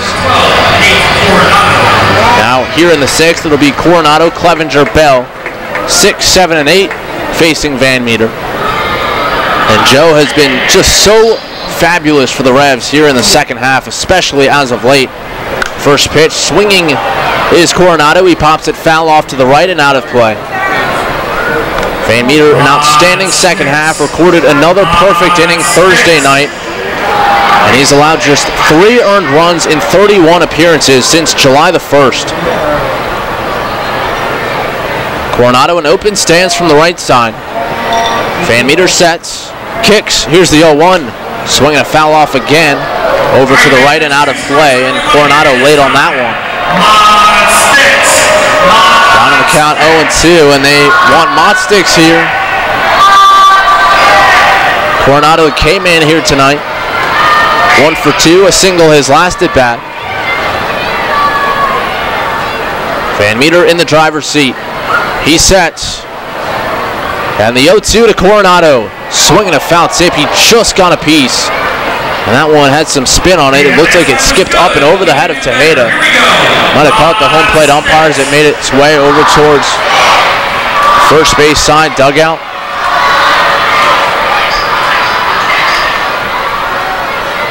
Still 0-2. Van Meter ready.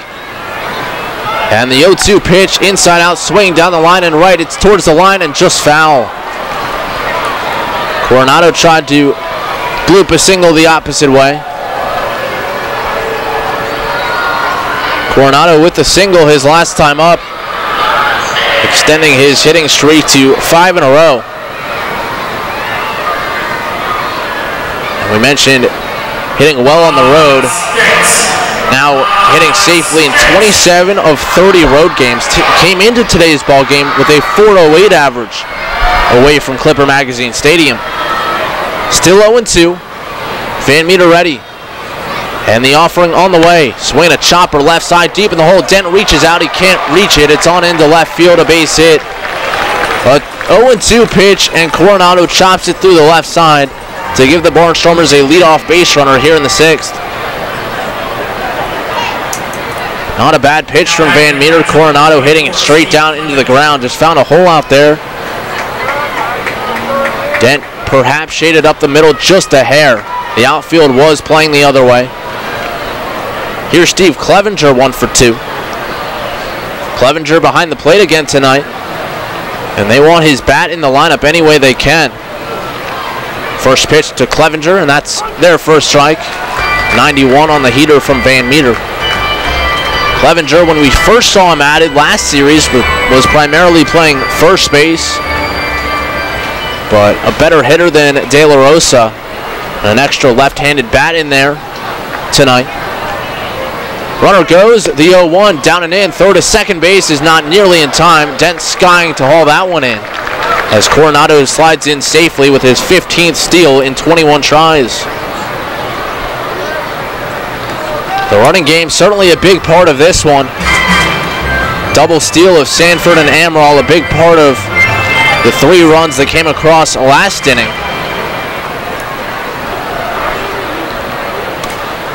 Coronado with good speed as well. He's at second. 1-1 the count to Clevenger. The kick and the pitch, and he swings away and fouls it off. Left side and out of play. That one bounces off the sweet level, drops down just a few rows back.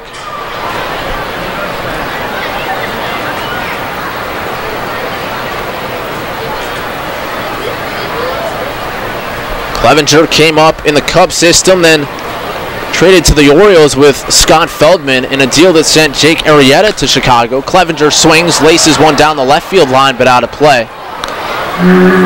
Up over towards Arch Street Eats. Pedro Strop, the other part of that trade, and Clevenger between the Cubs and O's, also a short stint last season with the Mariners, totaling 170 big league games. Runner at second, nobody down. Infield playing Clevenger. Pull outfield does the same. Van Meter looks back and now steps away. Van Meter, we mentioned the streak he's been on since July the 1st. And over that stretch, he's lowered his ERA from 4.77 to 2.63. And the 1-2, swing a ground ball to the right side, right at Silva, who gobbles it up, sets his feet, and delivers a throw on to Nash for out number 1. But that will advance Coronado. He's now 90 feet away with one man down. The first baseman, number 28, Josh. So Clevenger, a productive out. The go-ahead run at third base for Josh Bell. We're tied at 6 here, top of the 6th. And the Revs now will draw the infield in. Bell 1 for 2, a double in the 3rd. He came around to score. Also a big double play ball in the 4th inning that got Mateo out of the frame. Bell, a switch hitter, digging in from the left side. Van Meter kicks and fires. And a swing and a miss. First pitch changeup had Bell out on his front foot. It's 0-1. Bell began the season as just the hitting coach for the Barnstormers, but was activated towards the end of the first half of play. And now almost an everyday player for Lancaster. The 0-1, fastball, and he's late, fouling it off to the left and out of play. Van Meter now ahead, 0-2. Bell's first at bat this season came against the Revs, and it was a home run deep to right center field, way back on the lawn against Jose Arredondo. Bell hadn't really even taken batting practice regularly leading up to that. The 0-2 from Van Meter, high and away with the fastball, and Bell lays off. It's 1-2. 6 runs, 8 hits, and no errors for the Barnstormers. 6 runs, 10 hits, and the Revs have committed 3 errors here in this one. Third best in the league coming in, just 103 committed. Pitch on the way, and Bell taps it up the first base line, but just foul. Protecting the outside corner, Van Meter came in down and away from Bell. Count remains 1 ball and 2 strikes.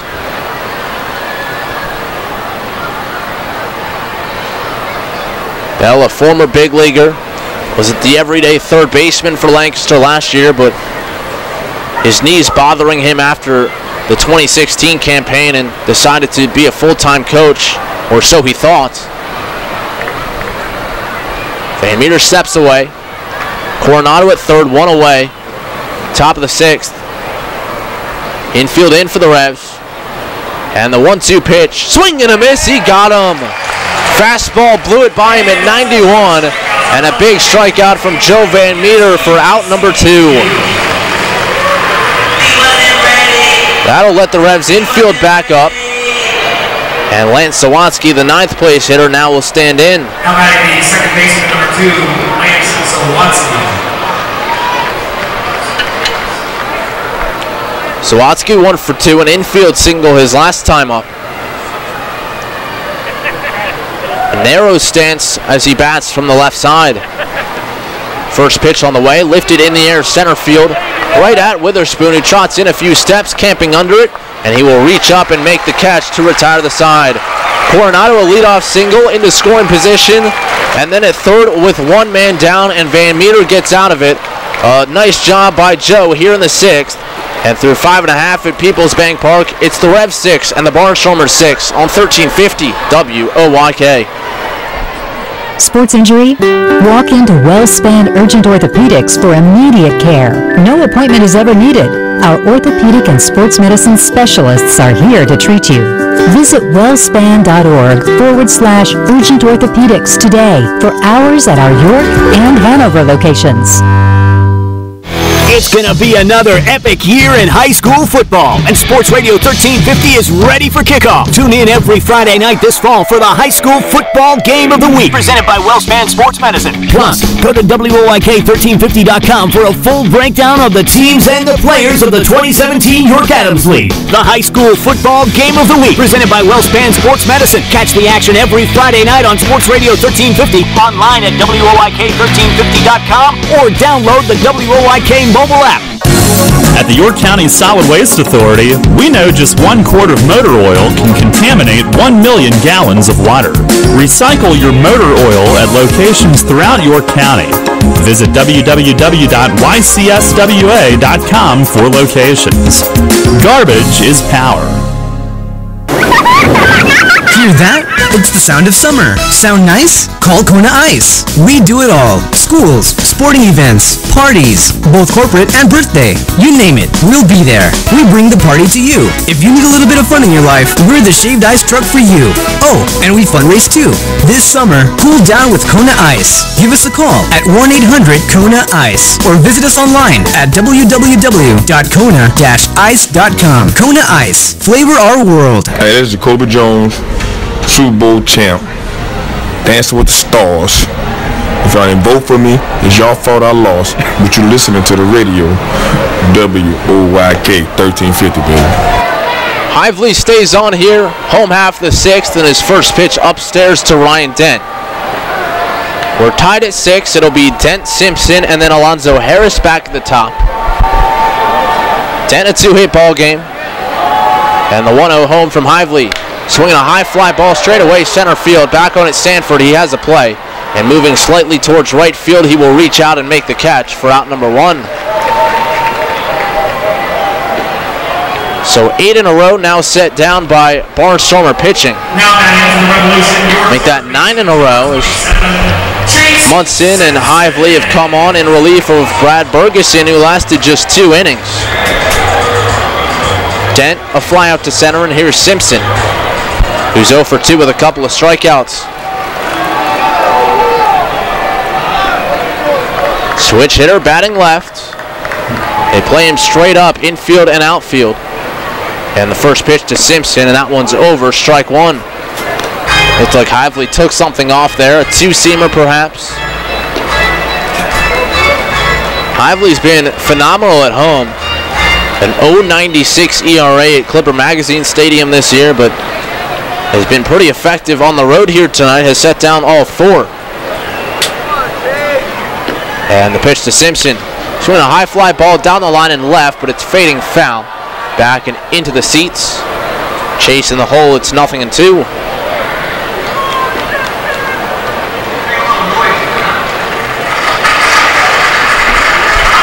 Hively with really good stuff here tonight. Been in the mid-90s with the fastball and the high 80s with the breaking stuff. And it's going to be a bullpen night to the finish for both teams. The 0-2 pitch, swinging a foul straight back to stay alive.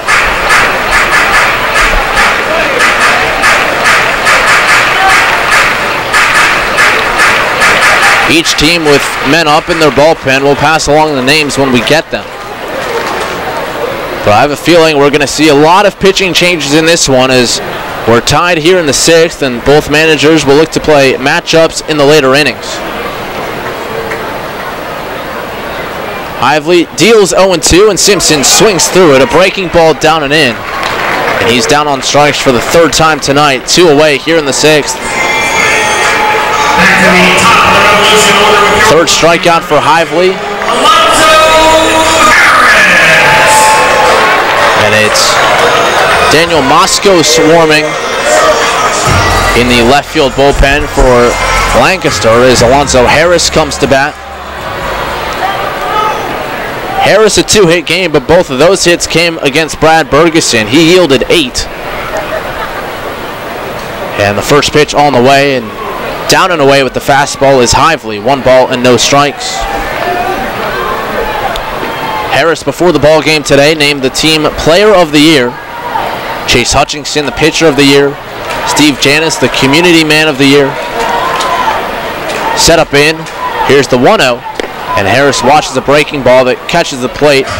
Bottom of the zone to even the count at 1-1. Harris leads the team with 22 home runs, 30 stolen bases, and batting .311 coming into play. The 1-1 pitch off the fist. He hits it to third base. Up with it is Halton, and he'll throw across, and the ball comes out. Bell went to make a sweep tag, and he caught the helmet of Harris running by, and the ball is loose. Harris reaches on an error by Halton. It looked like a routine play, but now Harris crouched over. He does have a history of concussions, and it looked like that tag got him in the back of the helmet. Chong out as Harris is crouched down. Mace walking down there. It looks like Sandy De Leon, who is coaching first, is over there checking on him as well. Crouched down just on the warning track down the right field line. His helmet was jarred loose on the tag. We saw a similar play yesterday in which Telvin Nash tried to make a swipe tag and the ball came free.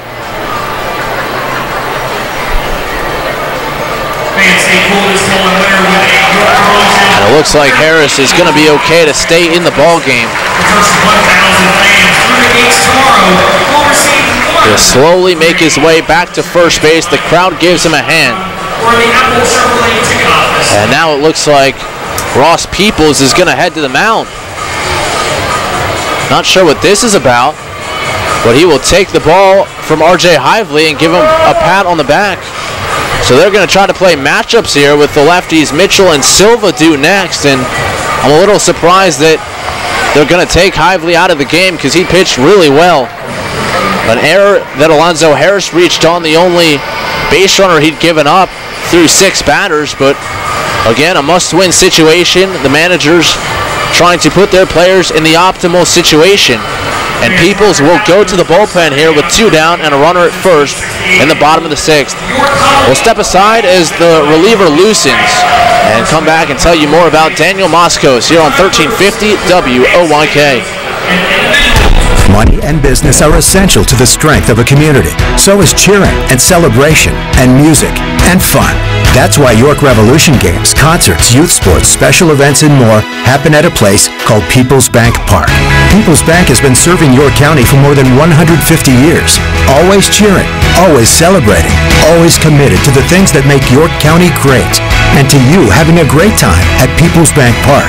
People's Bank, member FDIC, equal housing lender.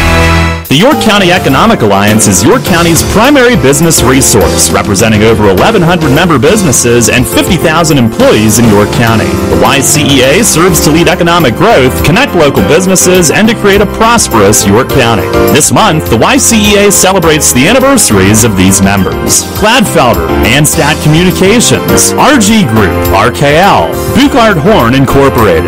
The York County Economic Alliance. Together we prosper. Visit YCEA-PA.org. Hi, this is United States Olympic gold medalist Jenny Finch. You're listening to York Revolution Baseball on Sports Radio 1350. WOYK. First in York, first in sports.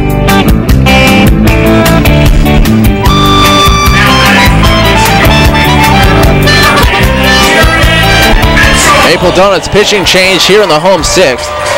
Alonzo Harris at first. He reached on an error. 2 men down. Daniel Moskos comes in for the Barnstormers to face the lefty Jared Mitchell. Another lefty on deck in Ruby Silva. So Moskos tasked with lefties here. Moskos ready. Sets at the belt. And now checks on first. Harris was running. He's picked off. Throw down to second. A swipe tag by Coronado. And they got him. Moskos does not throw a pitch. And he gets it out here to end the sixth. He picks off Alonzo Harris, who was going on first move. And now Chong back out to check on him. 6-6 our score. Heading to the seventh. Darrell Henry will take you home when we come back on 1350 WOYK. Enter Rutter's Summer of Freedom sweepstakes today. Look for the entry star, purchase participating products, scan your Rutter's rewards card, or enter VIP information at checkout, and automatically be entered to win your choice of a 2017 Jeep Wrangler Unlimited Sport, Ram 1500 Bighorn Quad Cab, or Dodge Challenger RT from Stettler. Drive better, drive Stettler. Free gas for a year and one of thousands of prizes, including Red Bull, Pepsi, and Pennsylvania Lottery scratch-off tickets. Must be a Rutter's VIP to enter. Rutter's, why go anywhere else? Mid-Atlantic Industrial Equipment offers quality material handling equipment and services. Along with a full line of Unicarriers and Komatsu forklifts, you'll find Genie aerial lifts, IPC Eagle floor scrubbers, and Penalift loading dock equipment. Mid-Atlantic can provide rentals, pre-owned equipment, service, and replacement parts for most makes. When you need the best for your business, call Mid-Atlantic Industrial Equipment at 888-383-LIFT. That's 888-383-5438, or online at MidAtlanticIndustrial.com. Columbia Gas of Pennsylvania delivers natural gas to 423,000 customers. Our commitment is to do it reliably, efficiently, and most importantly, safely. If you smell, hear, or see any sign of a natural gas problem, evacuate immediately and call 911 from a safe location. The most obvious indication of a problem in your home would be a rotten egg odor. For more information on natural gas safety, visit ColumbiaGasPA.com. Columbia Gas of Pennsylvania, reminding you about natural gas safety. Hi, this is Rich Free. I'm the CEO of the RG Group. We're a proud member of the York County Economic Alliance since 1961. You're listening to Sports Radio 1350 WOYK. First in York, first in sports.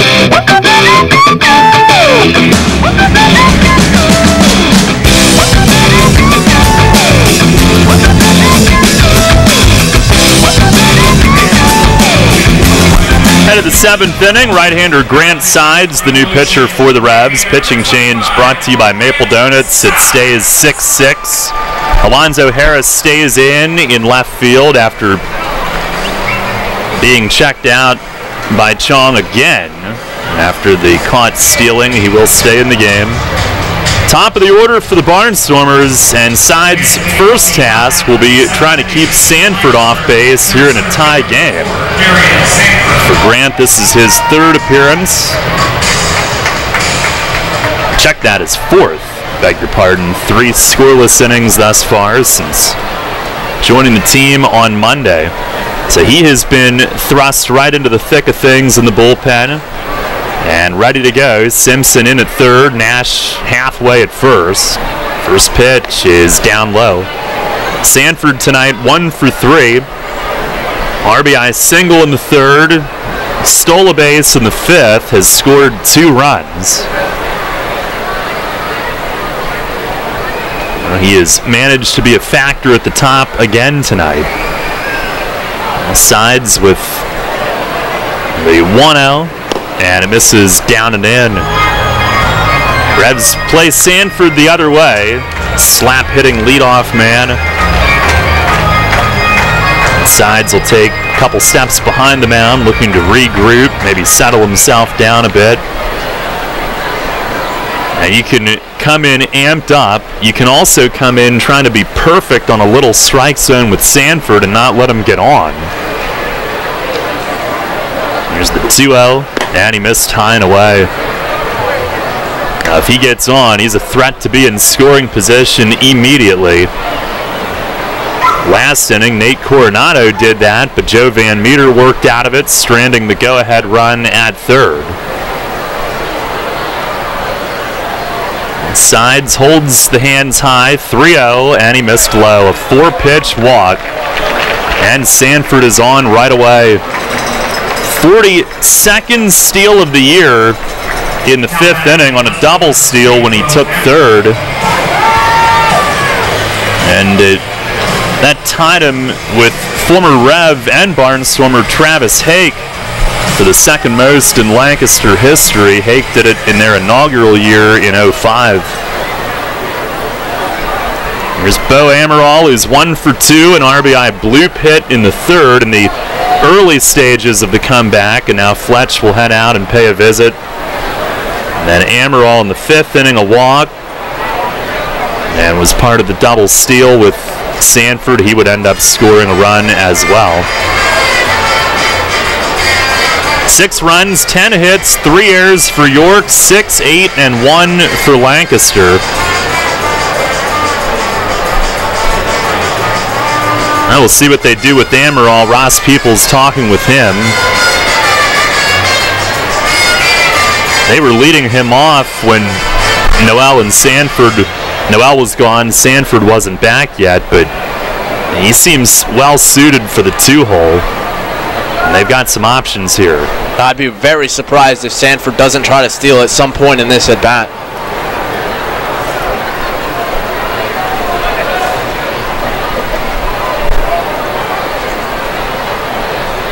His Sides is ready, has his sign from Tejeda.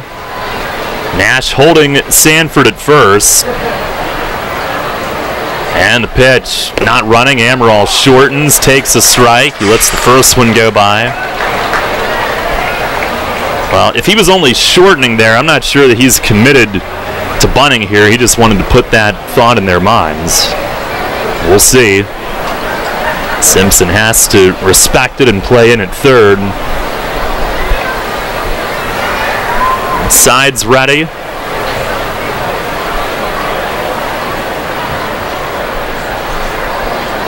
A long hold, and he was just going to keep holding it. Time finally asked for it home. See if Sanford took off, trying to time him, but he did not. No balls and a strike.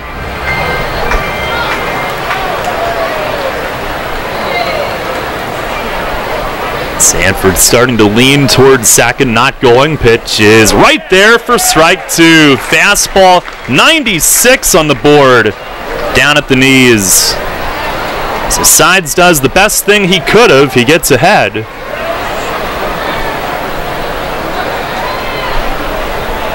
And walked Sanford on 4 pitches, but ahead of Amaral with 2 strikes.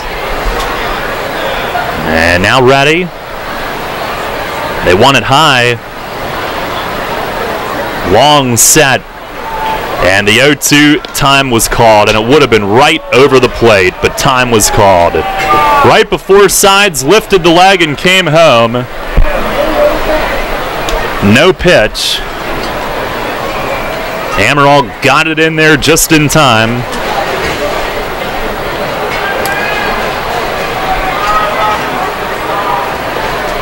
Cat and mouse game continues. The long sets, trying to either get Sanford to tip his hand or just keep him on his heels. 0-2, and a swing and a miss. He blew him away with a high fastball. 94. Sanford still standing down there at first base, 1 out. And Amaral having some words with the plate umpire over what, I have no idea. He did swing at it. If I had to guess, it was a strike 2 call low in the zone, but obviously we don't have the best angle on the low pitch. I didn't think it was an unreasonable call, maybe a borderline call, but nothing more than that. Here's Cole Garner, who's 0 for 2 with a sac fly tonight. Now with 1 out, Sanford a great bet to run. Does not yet, and Sides missed just low. Revs fans not in agreement with that. Amaral might have just bought a call with that last argument, because that was a very similar pitch to the one he took for a strike his last at bat.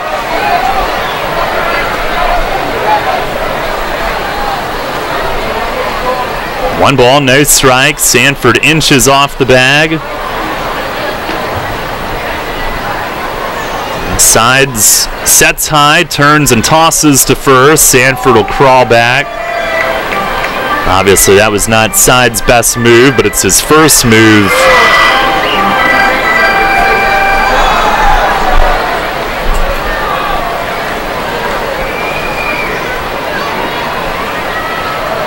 Now ready. And Sanford started to hop off, and Sides will step off. Started to move towards second, quickly hit the brakes when Sides continued to hold it. I'm not sure if Sanford was trying to steal there or just trying to mess with Sides and make him pay extra attention to him over there at first. Now holding. The 1-0, he runs, a swing and a foul back. Garner swung, and it denies Sanford of a steal for the moment. 1 ball and 1 strike. After all that, Sanford finally went, and his hitter swung and fouled it off. Sides over from Kansas City of the American Association on Monday, one of that league's top relievers. Barnstormers now with Keoe Downing up in their bullpen. They've gone to him a ton of times this season. Sides the stretch. And he will make a move over again. Sanford dives back. Barnstormers were in their bullpen in the 3rd inning tonight. The Revs in theirs in the 5th inning. Van Meter went an inning and a 3rd scoreless. Sides ready. And the pitch he runs. It missed high. And did we have a balk? We did. Sanford awarded second base. Must have been a flinch or something. Sides looks a little confused. He's certainly set. Now he's saying to the first base ump what he did. It must have been Gandolfo that made the call. And yeah, he's got the high set, but if you pause and you do that every time, it doesn't matter how high it is. Certainly looked like he set. It must have been something with the feet. So that will put Sanford into scoring position. No pitch. It remains 1-1. Look back at second base. And Sides delivers. He breaks for third. Pitch was low, and Tejeda's throw is into left. And Sanford scores to give Lancaster the lead. 7-6. They've scored 5 unanswered. And the Revs on their 4th error of the night give the Barnstormers the lead. Tejeda charged with his 2nd throwing error of the night. And Sanford makes the impact again with his speed. He steals third. It's his 2nd steal of third tonight. Both have resulted in throws into left. Tejeda knows he's got to be quick with it, but both have sailed on him. And we talk about pitchers a lot of times changing what they do with fast runners on base, paying too much attention, getting quick with their delivery to home. I think Tejeda got quick with his delivery to third, tried to rush it there, and that really sailed arm side. Base is empty now, the 2-1, and it misses up high and off Tejeda's glove. Lancaster with 5 unanswered and 7 of the last 8 in this game to lead it 7-6.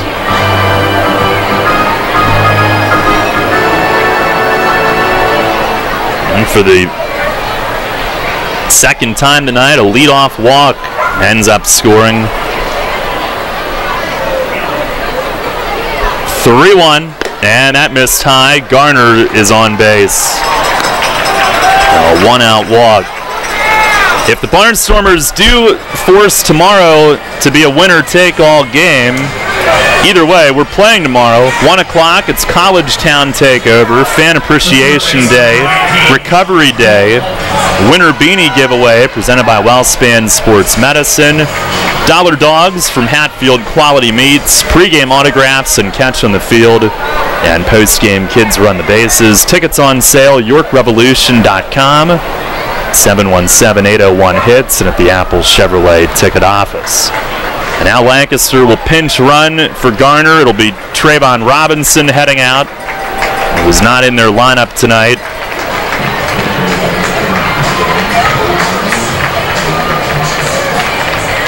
Pinch running for the Barnstormers, number 21, Trayvon Robinson.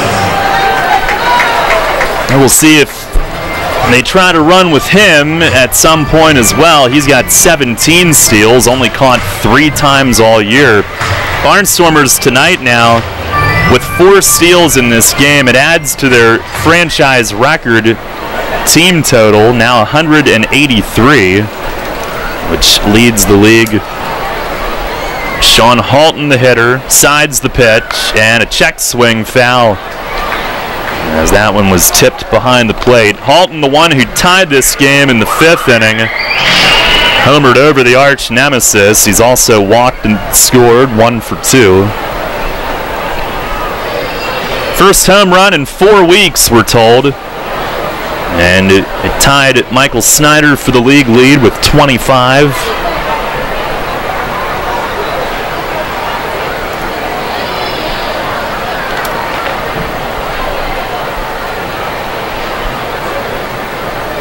High set, and the 0-1 missed high. Other games, by the way, not that our listeners are terribly worried about it, but Long Island at Sugarland, their magic number remaining 2, and they are tied at 1-1 in the 6th. Bridgeport is trailing 4-2 at home to Somerset in the 7th. 1-1. Yeah, that misses down and away. New Britain a 3-0 lead at Southern Maryland in the 8th. Here at 7-6 Lancaster as we play in the 7th inning. It's 5-0 York after 2.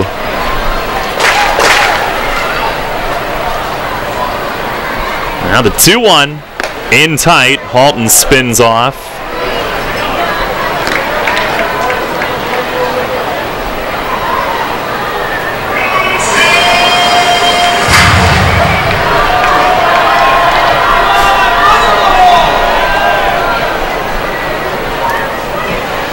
Hitters count for Halton.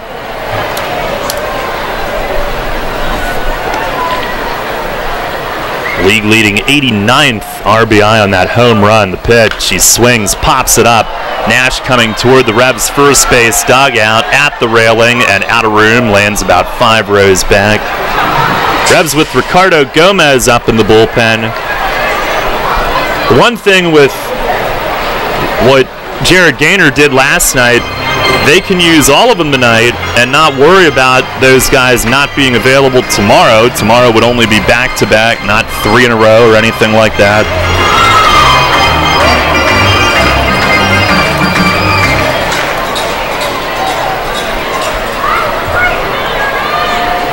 Oh, full count. Robinson very well might be on the run here with 1 out, the pinch runner. Sides stretches, payoff pitch, he goes, and a chopper foul down the third base side.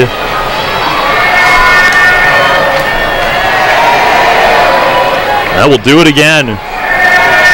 Revs with their 4th error of the night earlier this inning, but only 1 unearned run in this game. Halton's home run made all of the 5th inning runs earned.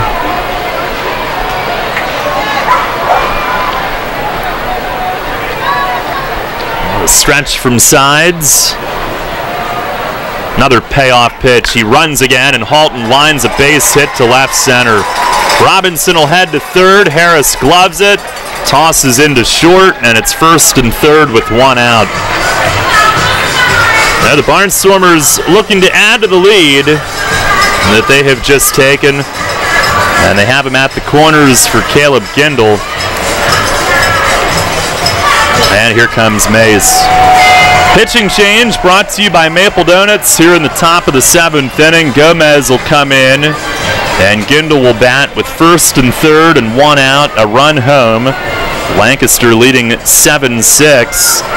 Certainly not the way Revs fans wanted to see this game go since the 2nd inning, but regardless of what has happened, coming up, this is a big spot, trying to keep this a one-run game. 7-6 Lancaster. Gomez on his way in. Pitching change brought to you by Maple Donuts.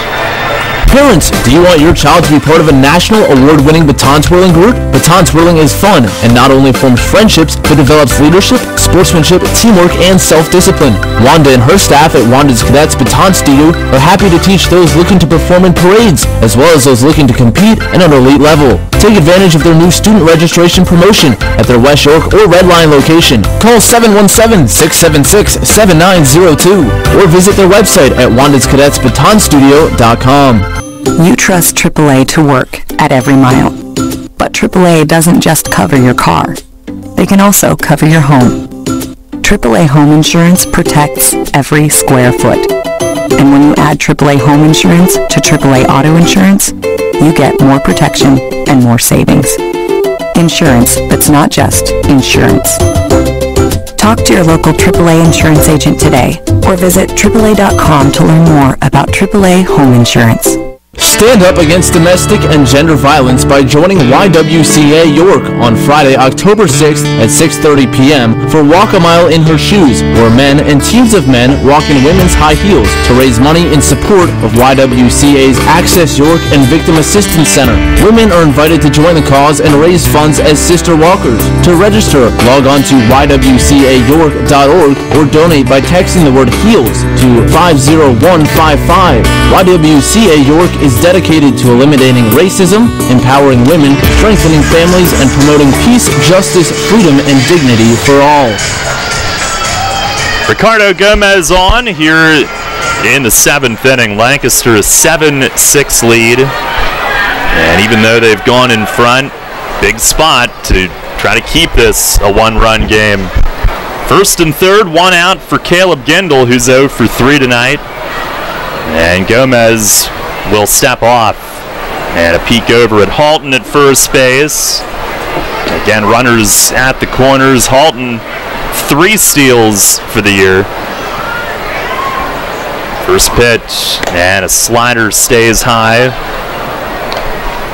And Gomez, who first came into the league with Lancaster as a starter for much of the time in 08 and 09.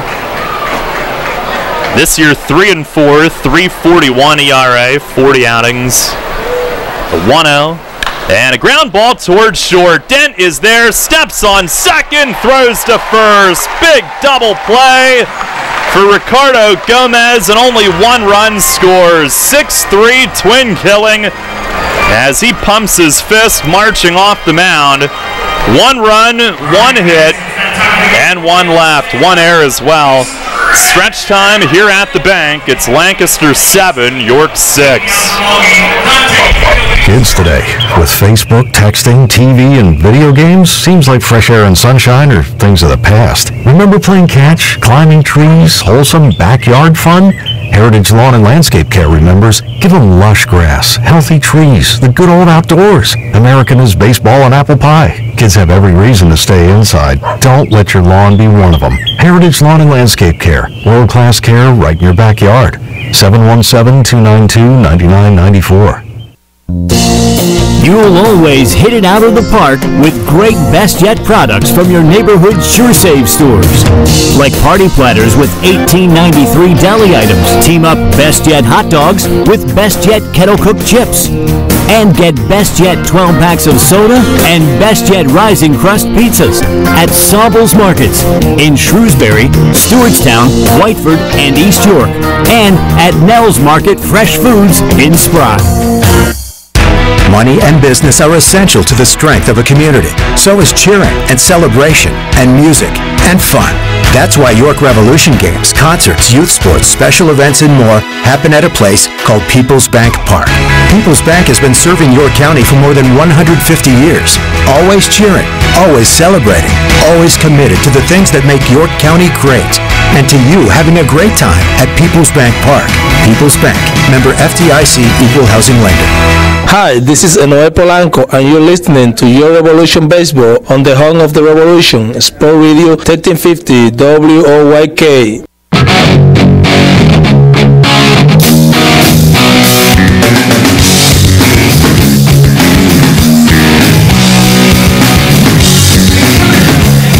Bottom of the seventh, it's 7-6 Lancaster.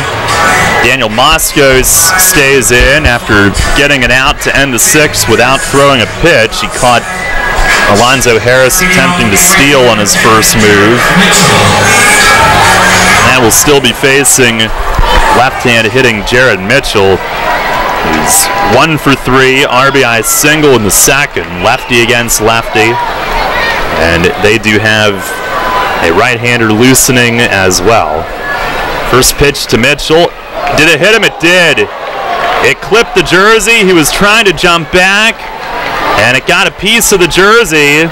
It's a hit by pitch to start the inning, and the tying run is on base. That's really big for the Revs, not only because they get the tying run on, but because Moskos was brought in to face Mitchell in a lefty-lefty matchup, and now Silva, another lefty, has the opportunity to perhaps bunt and get a couple of righties to the plate and force the hand of Ross Peoples. I don't know if they'll have him bunt or have him swing away, but certainly does change the complexion, and I think that might have gotten a little bit more than just the jersey as Mitchell tries to walk it off a little bit. Yeah, Moskos throws hard. Couldn't have felt good if it did get more than the jersey. Mitchell continues to find his way on base against tough lefties who are brought in to face him. And here is Silva, who's 2 for 3, pair of RBI singles early in the game, pair of runs scored as well. And we'll see if he bunts. Halton creeping in from third, and Moskos a move to first. Mitchell back standing. Silva did not tip his hand either way. No sign of a bunt on that first move. Revs down 7-6 here in the bottom of the seventh. There's the stretch from Moskos. Holds and makes another move to first. Mitchell back standing again. Silva didn't show again, but the Barnstormers seem convinced that he will bunt. Halton way in on the grass. And Silva, a good opposite field hitter. We'll see if he tries to slap one by him. Moskos the stretch again. Does come home, and Silva swings and grounds a base hit to right. Mitchell rounds second, and the throw from Gendel cut off. First and third with nobody out. He swings away and takes advantage of that hole on the right side of the infield, and Silva with a 3-hit night. First and third, no outs. Telvin Nash coming up. Ross Peoples coming out.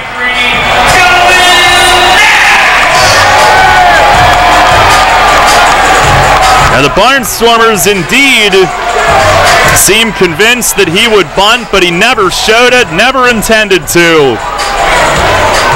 And Moskos will exit, and they'll bring in a righty with Nash, Tejeda, Verona et al. Doing up.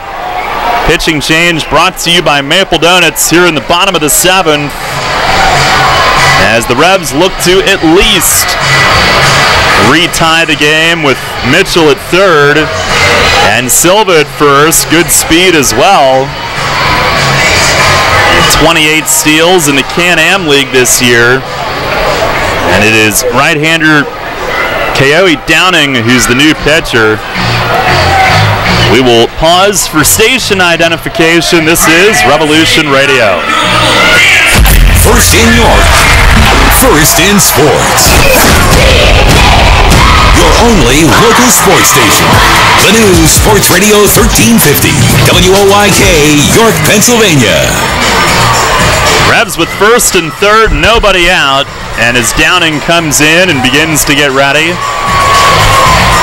Take a look at our WellSpan Sports Medicine injury report. The Revs with Tyrone Verona back in tonight after bruising his hands on a caught stealing earlier in the week. Steve Janis done for the year, of course, with the fractured bone in his hand. And Michael Burgess has not played the last 2 games as he banged his hand up trying to score a couple of nights ago. He's day-to-day. Lancaster with Lasting's Millage out for the year with a broken thumb. It's your WellSpan Sports Medicine injury report. Revs Baseball also brought to you by Wolf's Bus Lines, The Pretzel Twist, Neighborhood Sure Save Markets, Turkey Hill Minute Markets, Etline Foods, and D's Nuts. So Downing enters 2-1 with a 2.88 ERA, 53 outings. Seems like the Revs always face him. 56 in a third innings, only 44 hits. Opponents 213, 35 walks, 53 strikeouts, only 1 home run allowed. Talvin Nash will be the first to face him with first and third and no outs, down 7-6. Nash tonight 1 for 3, RBI double in the second inning. Made it 5-0 at the time. Here's the stretch. And the first pitch, a swing and a towering pop-up. At short, it's Coronado circling it near second. Now coming forward, waits and makes the grab on a rainmaker. 1 down. Nash going after the first pitch and got under it. Huge first out. Now Tejeda coming up. That's about as high as you can hit a ball. Challenging for Coronado to maintain concentration, straining his neck, looking straight up in the air. Talvin Nash going up there trying to elevate, but just couldn't quite get it to the outfield. Tejeda, who has struggled of late, tonight 0 for 2 with a walk. Silva down there at first, motioning to him. Just stay easy, stay within yourself. Tejeda 2 for his last 28. There's the stretch from Downing. And the first pitch, slider just outside. You see Silva having a bit of an influence in his first week beyond just what he's doing. He's a little bit of a leadership role out there trying to calm Tejeda down. The 1-0, Silva runs and a slider called strike and no throw. Ruby steals second and a base hit now could give York the lead. It's especially big, taking the double play out of the equation. And now the Barnstormers going to bring the infield in, so it changes a lot. Changes the positioning too. A lot more Tejeda can do with this one, and all he needs to do is get it to the outfield. 1 ball, 1 strike. Mitchell with great speed at third. Silva at second. Again, he's motioning into Tejeda. Take it easy, big fella. Stay within yourself. Here's the stretch from Downing. The 1-1. And way outside! Off the glove! Here comes Mitchell, and we're tied again! Tied at 7! Here in the bottom of the 7th inning, a pass ball! And Silva goes to third base at 7-7. Hit by a pitch to start the inning. And with Silva's base hit moving him up, he scores to tie it. And now the go-ahead run at third base. 7-7, the infield stays in. 2-1 on Tejeda. And the pitch, slider missed low, 3-1. Verona is on deck. And they're going to put Tejeda on base. So despite the 2 for 28, there's still a lot of respect for Tejeda. Now the double play back in order, the middle of the infield going to back up, and they're going to choose to pitch to Verona instead. He's 2 for 3 in the ball game. RBI double in the first, singled, scored in the third. Tonight, his first game since getting dinged on Monday and trying to give York the lead, 7-7 in the seventh. Here's the stretch, the first pitch, missed outside, cutting away at 96. Lancaster with Scott Schumann warming now. And Ross Peoples, not Scott Patterson, heading to the mound. Schumann had just gotten up and spending their third visit here to buy some time and perhaps something that Ross wants to say himself. Maybe feeling Downing's overthrowing it, had that pass ball even though it was outside, Clevenger couldn't reach. He might just stay out there as long as he can to see if Schumann can get ready in time before they break it up and he's officially charged the visit.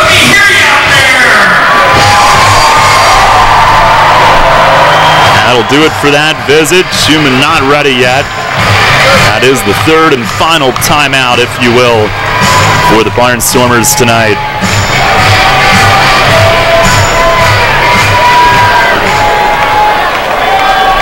It is Silva at third, Tejeda at first, a 1-0 count here with one out.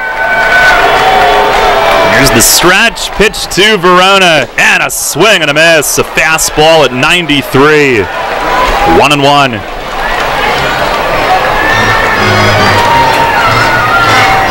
Revs had an early 5-run lead get away, fell down by a run this inning, and have retied it. The 1-1 swing and a miss. Cutter tailing away. Verona pulled the trigger. It's 1-2. Just about unhittable from Downing in that spot. Started a strike, ran off really late. Now the stretch, the 1-2, missed down and away. 2 balls, 2 strikes. Attendance tonight, we weren't kidding, 7,035. Hoping to see the Revs clinch. Downing ready, the 2-2, swing and a pop-up. On the right side, it's Zawadski from second, drifting out, still moving, and he drops it! And here comes Silva to score! Throw to second, and Tejeda out there! But the Revs get a break, and they take an 8-7 lead! Here in the bottom of the 7th inning! He was fighting it all the way, and it kept tailing toward the line, and it hit off his glove, and Silva sprints home with the go-ahead run, and the Revs lead again. Known for his defense, but Zawadski kept drifting with it and could not hang on. And it's not even an error. It ends up being a fielder's choice because they got the out. And an RBI for that matter. Oh my. Verona on at first, Witherspoon the hitter, and a pitch missing inside. Well, it certainly hasn't been the prettiest defensive game for either side in this one, and you mentioned Zawadski going out, kept drifting. Gindel was played way back. He was charging in, but was never going to get there. 1-0 to Witherspoon, and a swing and a little tapper. He's got a chance here. Downing the pickup, the throw to first, gets away! Oh no! Verona's hurt between second and third, and he's going to hop on 1 foot to third base.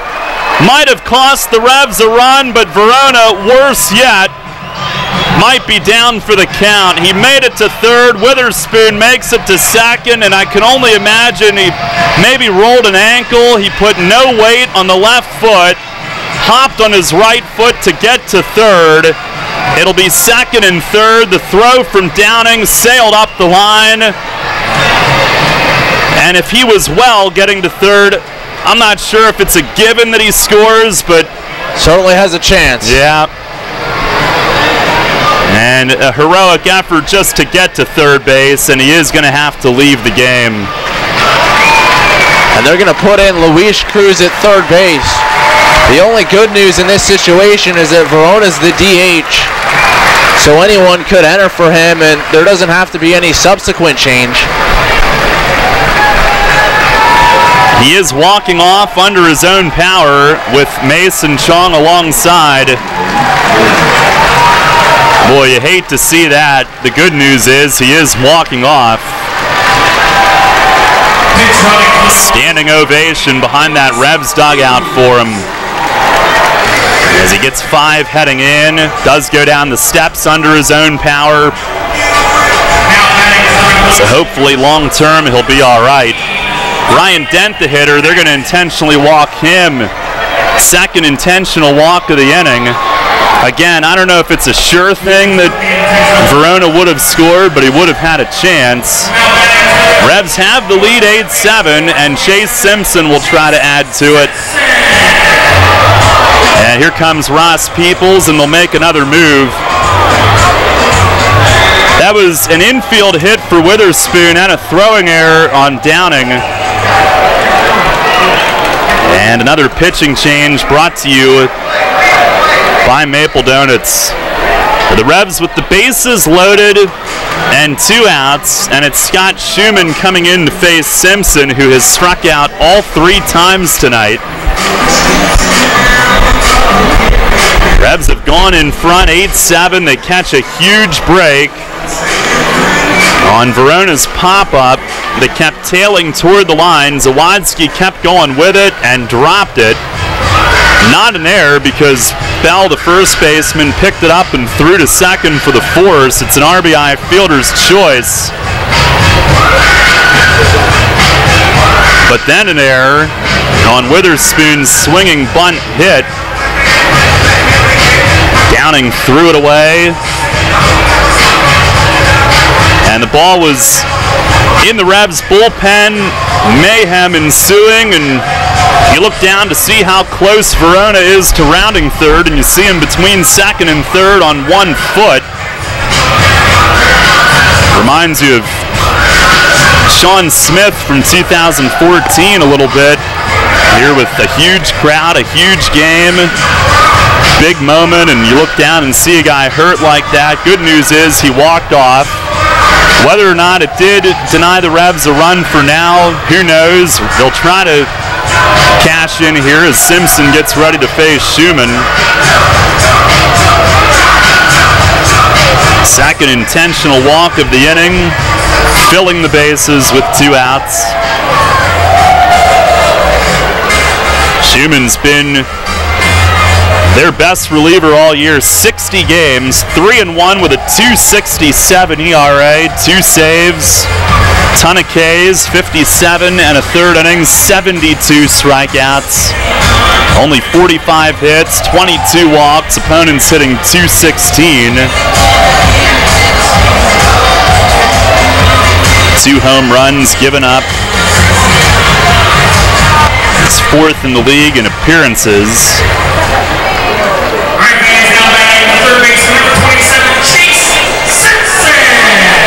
Here is Simpson with them loaded and 2 outs, 2 runs home in the inning.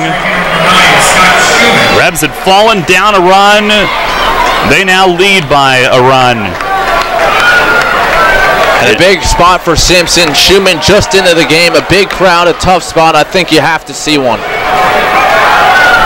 It's Cruz pinch running at third, Witherspoon at second, Dent at first. Here's the stretch from Schumann. And the first pitch, try to check. It's high, a fastball. Simpson did stop in time.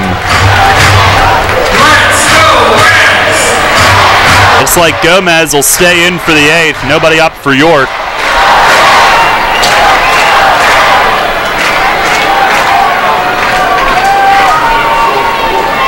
There's the stretch. And the 1-0 swing, and he fouls it off. A little bit late at 94. 1-1.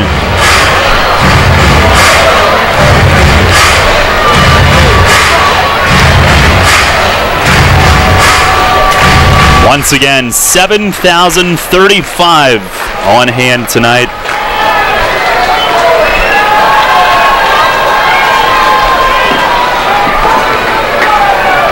What a game. Here's the 1-1. Swing and a miss. A high fastball at 96. It is the 5th biggest regular season crowd in stadium history. And the biggest since 2010, when they set the regular season record 4th of July that year. They've been on the road on the 4th mostly since. The pitch. And a swing and a drive! Deep right field! It is gone! Grand slam home run! Chase Simpson might have just hit the one that'll clinch it! And the Revs have broken this game wide open! 12-7 here in the bottom of the 7th inning. He has had a couple of huge hits here in this second half. That might be the biggest hit of the season for anybody. A grand slam and the Revs lead it 12-7 here in the 7th inning. And this place going nuts. The Revs stormed in front of the dugout and mobbed Simpson, who hits the Revs' 5th slam of the year. And here's Alonzo Harris, who lays off a slider away. He was behind 1-2, and he got one middle in and hit it off the tense. What a moment in front of this capacity crowd tonight. The 1-0 and a swing and a pop-up toward the Revs dugout. Bell on his way, approaching, and it's off the roof. 1-1. One of the signature moments, potentially, of this season. And they had walked Dent to get to Simpson, the 9-hitter, and he has put the Revs up by 5. He knew he got it too. He stood there, went into the walk, and absolutely enjoyed the moment. And it was a 1-2 pitch too. Pitch to Zoe, a swing and a miss, a slider. And he tried to hit that one to Harrisburg. 1 ball and 2 strikes. Schumann, a big strikeout guy all year and ahead of Simpson, but he made the mistake. And Simpson with the Revs' biggest home run of the year. The 1-2 and a slider missed outside. Appeal to first, no swing.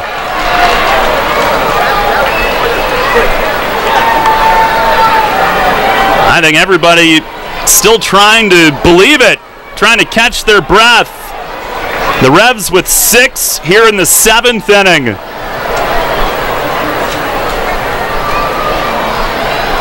Here's the 2-2. Swing and a drive, deep left field, and this one's gone! Alonzo Harris onto Arch Street, and he crushes his 23rd of the season.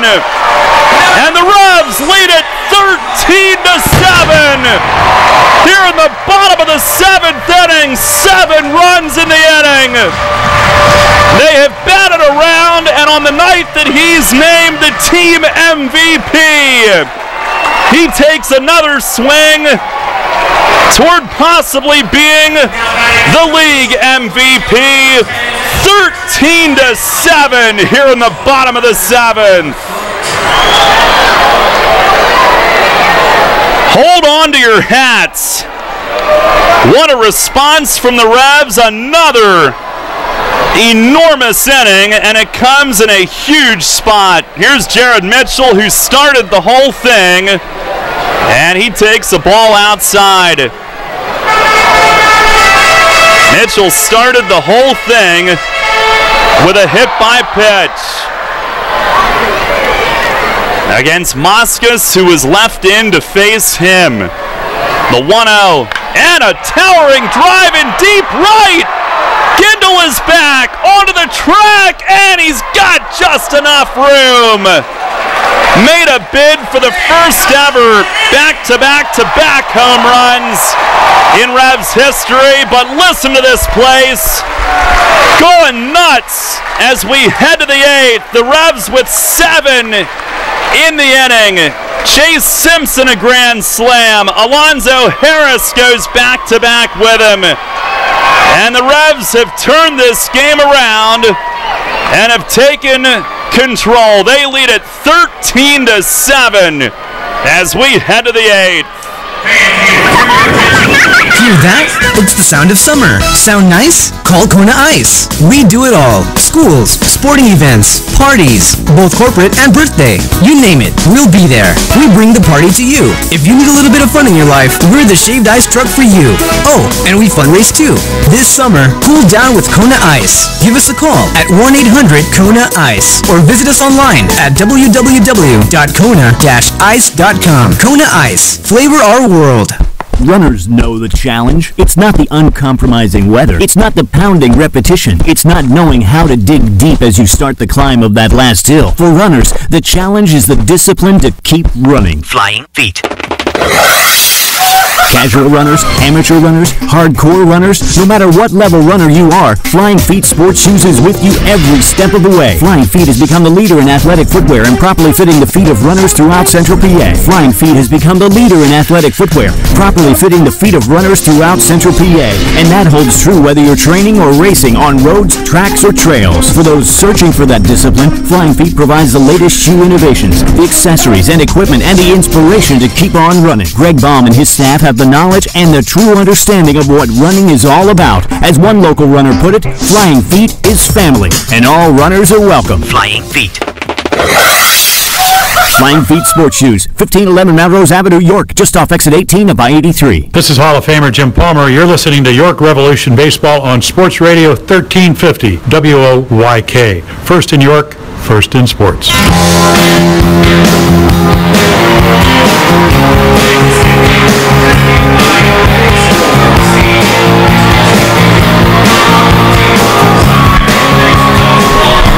Can you believe that response from the Revs after seeing a 5-run lead get away? It's a 7-run, 7th inning.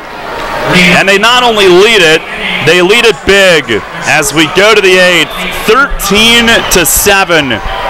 And Ricardo Gomez stays in, and the beginning of the turning point was the huge double play that he rolled to end the top of the 7th.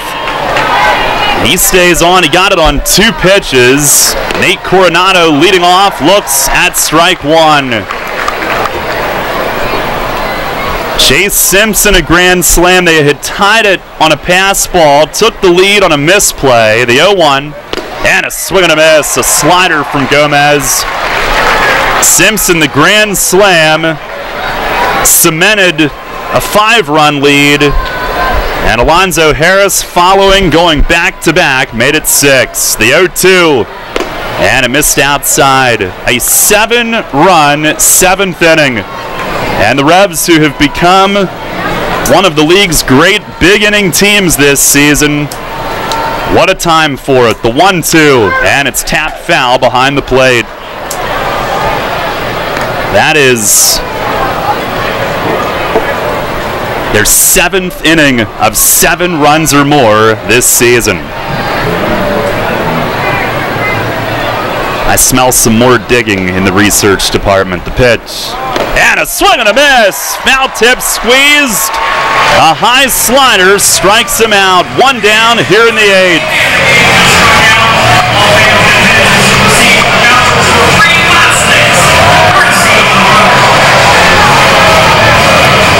Here's Steve Clevenger.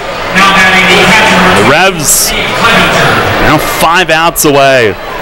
Clevenger 1 for 3, an RBI single in the 4th.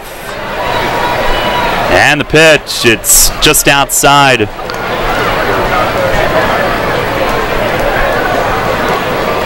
I'm still tweeting. I still am speechless. There's a change up outside, 2-0. There's a lot of diamonds in the book that haven't been colored in yet. A lot happened in a short period of time there. Here's the 2-0. And a fastball in for a strike. And again, my takeaway is how much the defense on both sides contributed to the runs today. Dropped pop-up, an error by the pitcher. Here's a slider called strike. It's 1-2. And it really makes it a lot harder on the pitcher to maintain concentration when errors are taking place, even if it is the pitcher himself. But right after that, Simpson coming up enormous. Now slider down and in, 2 balls, 2 strikes. He's had some huge hits. The walk-off against Somerset, which completed a 4-game sweep in August. Not many bigger hits this year, though, than that one. The 2-2, and a fastball just outside. Apparently that was 3-2, and Clevenger is on the walk. Well, if the Revs finish this off, it'll be one of the great nights in stadium history when you consider how many people are here to see this, to have York and Lancaster come down to the final weekend. They have met in the postseason twice. This is one of the 2 biggest regular season series they've had. And here's a slider from Gomez for a strike. 0-1 on Josh Bell. It's the first time that they've met to end the season with this much at stake. The 0-1, and a swing and a miss. He pumps some Ched right past him. 93 on that heater.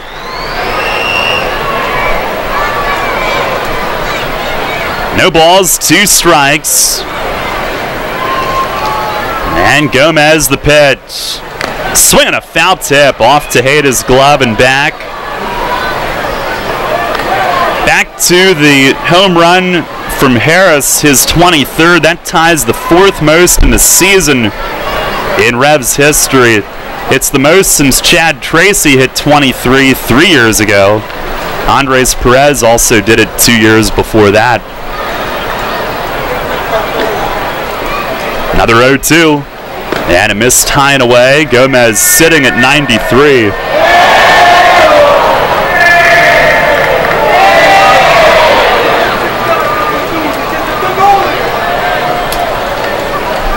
Ricardo set again. The 1-2, and that missed outside. Absolutely huge, that double play that he got to end the 7th inning. It was down 1 with 1st and 3rd, 1 out at the time. 2-2, and strike 3 called. Froze him on a slider. And counting down the outs, it's down to 4 away. 2 down here in the top of the 8th. And Chase Hutchinson is already up and throwing, and we'll see. It looks like they're going to leave Gomez in to face the lefty Zawadzki, but perhaps if the Barnstormers make it back to the top of the lineup, it'll be more than the final 3 outs for Hutch. First pitch to Zawadzki, fastball, it's a called strike. He's 1 for 3 tonight. 8th inning, by the way, brought to you by York Dental Sleep Therapy. 13-7 York. 0-1, and that misses up high.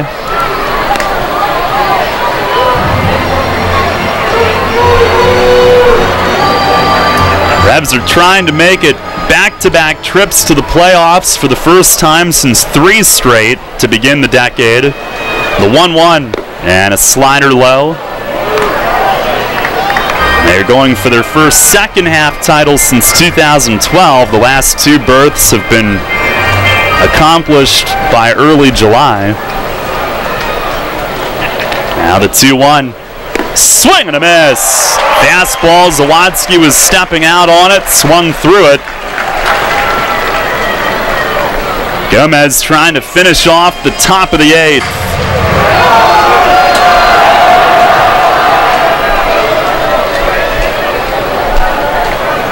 He's ready, the 2-2. Swing and a miss! He struck him out! And Gomez with gasolina. He strikes out the side in the top of the 8th inning. One runner left. He has struck out the side each of his last 2 trips to the mound, including a huge save in a 1-run win on Wednesday night. And this game goes to the bottom of the 8th inning. The Revs are 3 outs away. They lead it 13-7. Hey, it's the good-looking genius at Broadway Transmission. You know what really grinds my gears? Perfectly good cars being thrown away just because the transmission went bad. My mind slips into overdrive when someone says, I'll just get a new car before I spend that kind of money on a transmission. What? According to Kelley Blue Book, the average price of a new car is $32,000. Now you're going to finance that, right? There's another $6 to $8,000. And if you drive it off the showroom floor, it loses 20% of its value immediately. Don't forget, you also have to pay sales tax, higher insurance rates, title and registration fees, and come up with $600, $700, $800 a month depending on your interest rates for 5 years. And remember, you will still have to pay for the upkeep of the car, brakes, tires, wipers, fluids, etc. Stop! Trade your transmission, not your car. Thanks, good-looking genius. You're welcome, ma'am. Broadway Transmission. We'll get your shift together and save you all that dough. Visit us on the web at BroadwayTrans.com or stop in and see how it's done. Not only can you feel it in the air, you can hear it. High school football. Charlie's Donut Squad is working hard every day to make sure you head over to the high school with your favorite lineup. Jelly-filled, glazed, pumpkin, chocolate peanut butter, and brewing up some of that famous fresh Maple Donuts coffee. So what's the game plan, high school football fans? Just make sure you show up with a big orange box filled with Maple Donuts. Because I don't care who you're rooting for, it's a winner every time. Maple Donuts taste right. Hi, I'm Joel Embiid of the Philadelphia 76ers. Catch Sixers basketball all season on Sports Radio, 1350 WOYK, first in York, first in sports.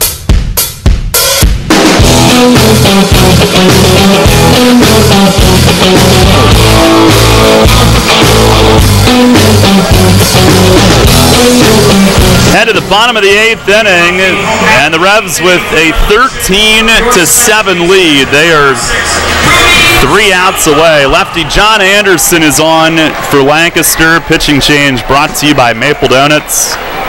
And Ruby Silva, what a night for him. He leads off. A check swing went on it. Strike 1. Revs sent 10 men to the plate. In that 7-run 7th, Silva had a huge hit that set it up. Here's the 0-1. And a foul tip right into the chest protector of the plate ump. 3-hit night for him, 3 for 4, 2 RBIs, 3 runs. And that base hit last inning, we thought, maybe bunt. Well, he singled, made it first and third, then stole second to take away the double play. 0-2, and a swing and a fly ball, lofted out to center, right at Sanford, and he's got it. 1 down.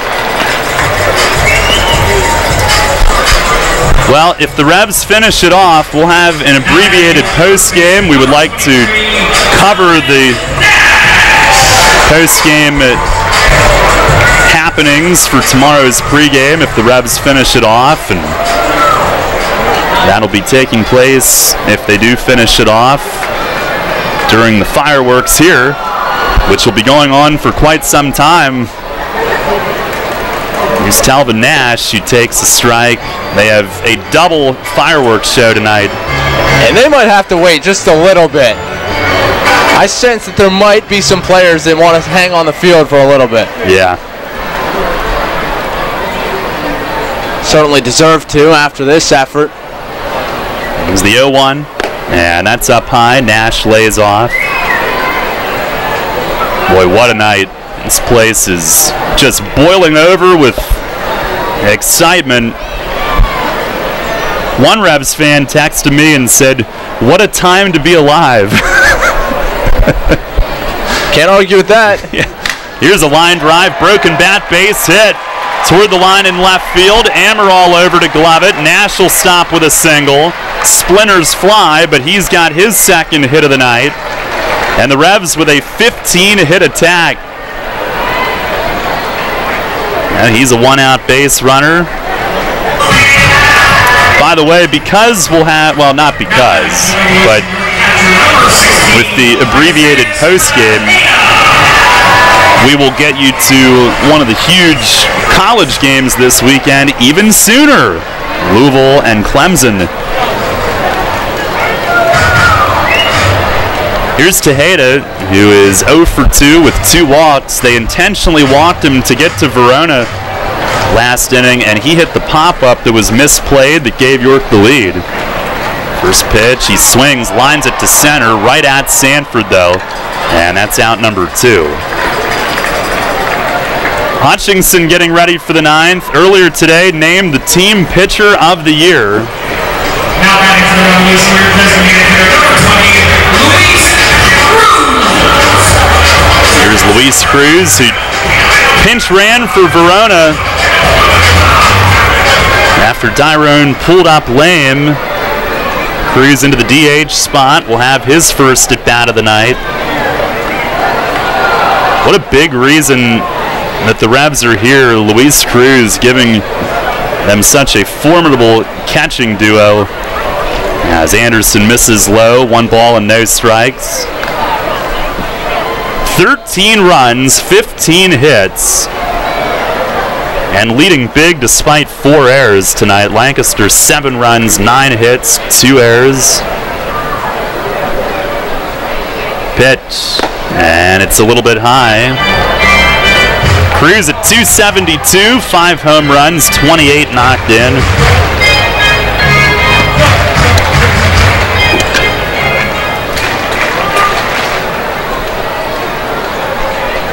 Round to 2-0, and that's over for a strike. When the Revs clinched their first ever postseason berth, 2008, it was the final regular season series. It was against Lancaster. The Barnstormers were out of it, though. But on the Thursday night, as Cruz swings and misses, 2-2. In the Thursday night opener, it was Jason Espedo hitting a grand slam that was the big one that blew it open. And the Revs romped that night en route to a 14-5 win. Terrell, I hope all our listeners appreciate your memory. Well, I screwed it up. I said it was Friday. Still, the detail of which you remember all these individual plays from a decade ago. The Friday game, they were still a little blurred. All right, now you're showing off. There's a fastball inside, 3-2. They didn't play so well in the Friday night game.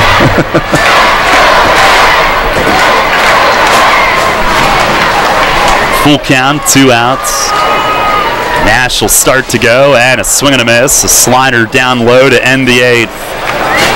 So game number 139 is going to the 9th. They're about to announce the attendance here. 5th biggest crowd in stadium history. We're going to the 9th. Revs lead it 13-7, looking to close it out. Donegal offers car and homeowners insurance at rates that are very competitive. So competitive that Donegal's car insurance rates are among the lowest in the state.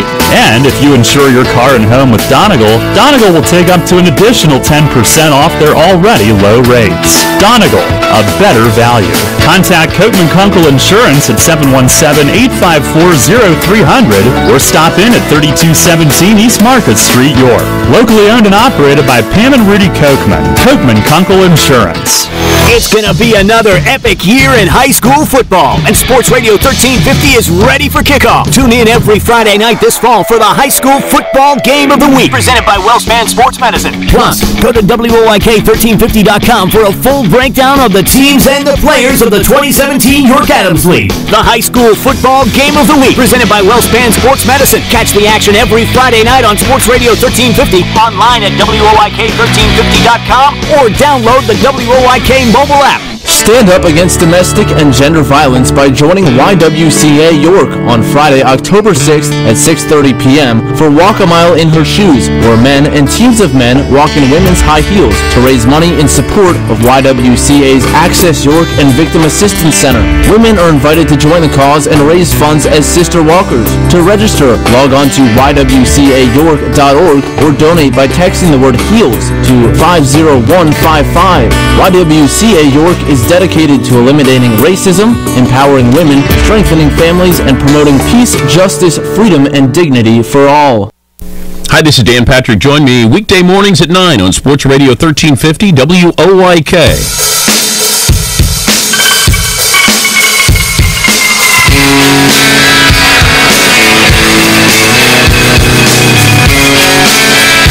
Head of the ninth inning, and Chase Hutchinson earlier today named the team's pitcher of the year.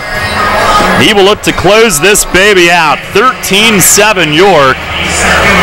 By the way, it was announced that on Chase Simpson's Grand Slam, somebody won the Shipley Grand Slam contest. That was the inning. Like we said, what a time to be alive. Darian Sanford will lead things off. Chase and the Revs 3 outs away. First pitch, it's right there for a strike, 0-1. Sanford 1 for 3 with an RBI, 3 runs, 2 steals, and a walk. It's been a slugfest tonight. The Revs on the right side of it. Hutchinson a 29-outing scoreless streak, franchise record. Pitch is up high, 1-1. It began July 6th. It has spanned a Revs relief record 26 2/3 innings. Pitch, and it misses down and away.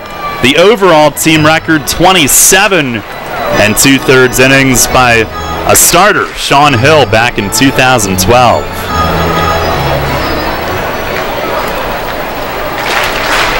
Hutchinson, the stretch, he deals, and it misses down and in, 3-1.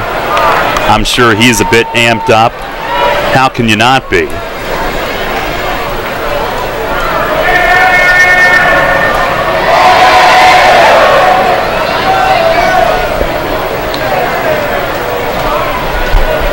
Now ready. The 3-1, and it's over for a strike. If the Revs did not win tonight, they had the league leader in wins, Frank Gailey.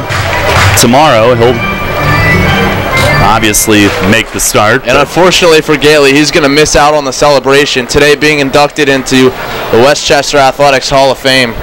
Payoff pitch, just swinging a little dribbler foul, third base side. But very well deserved for Frank. Racked up a ton of accolades there. We congratulate him on that. Absolutely. I didn't get my normal greeting from him today. Maybe tomorrow.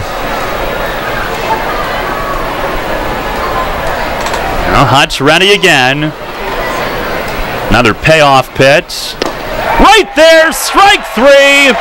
1 down here in the 9th. Fastball at 92, got him looking. We'll see Matt later. He's taking a GoPro down.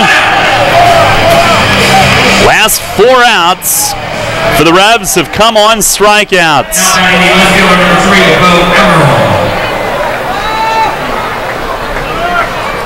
One down, here's Bo Amaral. He's 1 for 3, RBI blue pit. Walk, steal, run scored. 13-7 York. Hutchinson the pitch, and it's just outside, 1-0.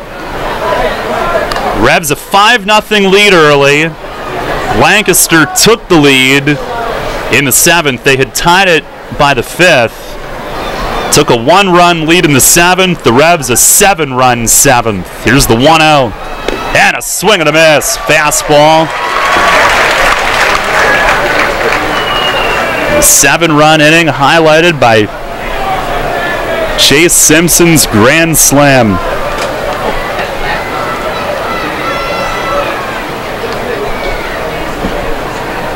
Now the stretch from Hutch, the 1-1, and it hit him. Breaking ball slipped and hit Amaral right in the back. So a double play could end it. The lawn section has been vacated for the post-game fireworks. For tonight's fireworks display.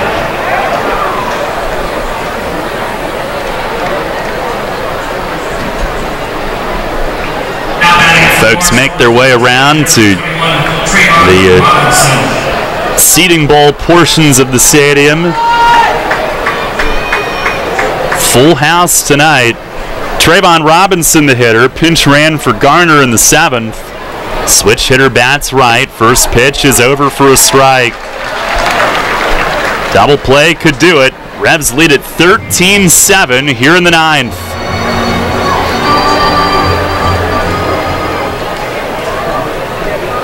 Hutchinson the stretch. And the 0-1. Swing and a miss. A fastball down in the zone. Robinson chops through it. 0-2. Hutch grabs some dirt, wipes it against the pant legs.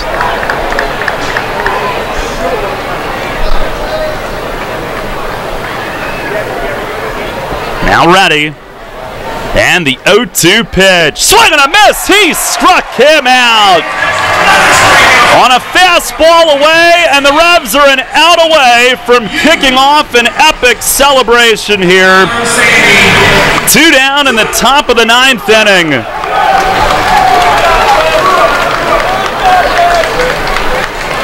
And the last man in the way is Sean Halton, who had tied the game with a home run in the 5th. He's 2 for 3 tonight, a homer, a walk. Home run was his 25th. Chance of let's go Revs. Hutch to the plate. And a fastball right down the middle, strike 1. Let's go Revs!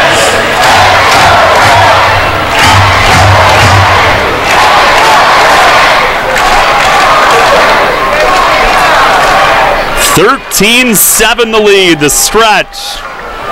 The 0-1, and it breaks down and in. Last year, the Revs clinched on the bus back from Long Island. 2014, they clinched in Lancaster. This will be their first at home since the second half title in 2012. Now Hutchinson ready. And the 1-1. Swing and a bouncing ball to short. Dent is there. He'll flip to Silva. That's it. The Revs are second half champs. Back in the postseason. The York Revolution for the 7th time in franchise history are going to the playoffs. Second half Freedom Division champs, and what a ride it's been. And they clinch it tonight with an epic 7-run 7th inning. A come from behind 13-7 win. It's their first second half title since 2012, their 7th postseason berth all time. Second straight. They do it in Mark Mason's 350th win as Revs manager. That is announced as the team files off. Boy, did they do it in style tonight. A standing ovation as they head off to 7,035 on hand tonight, and they make their way to the clubhouse for a big post-game party. Revs will next be here Wednesday night after tomorrow. Wednesday night when they host Southern Maryland in Game 1 at 6:30. Boy, what a night. Final score, the Revs 13, the Barnstormers 7. Stay tuned. Post-game show follows next.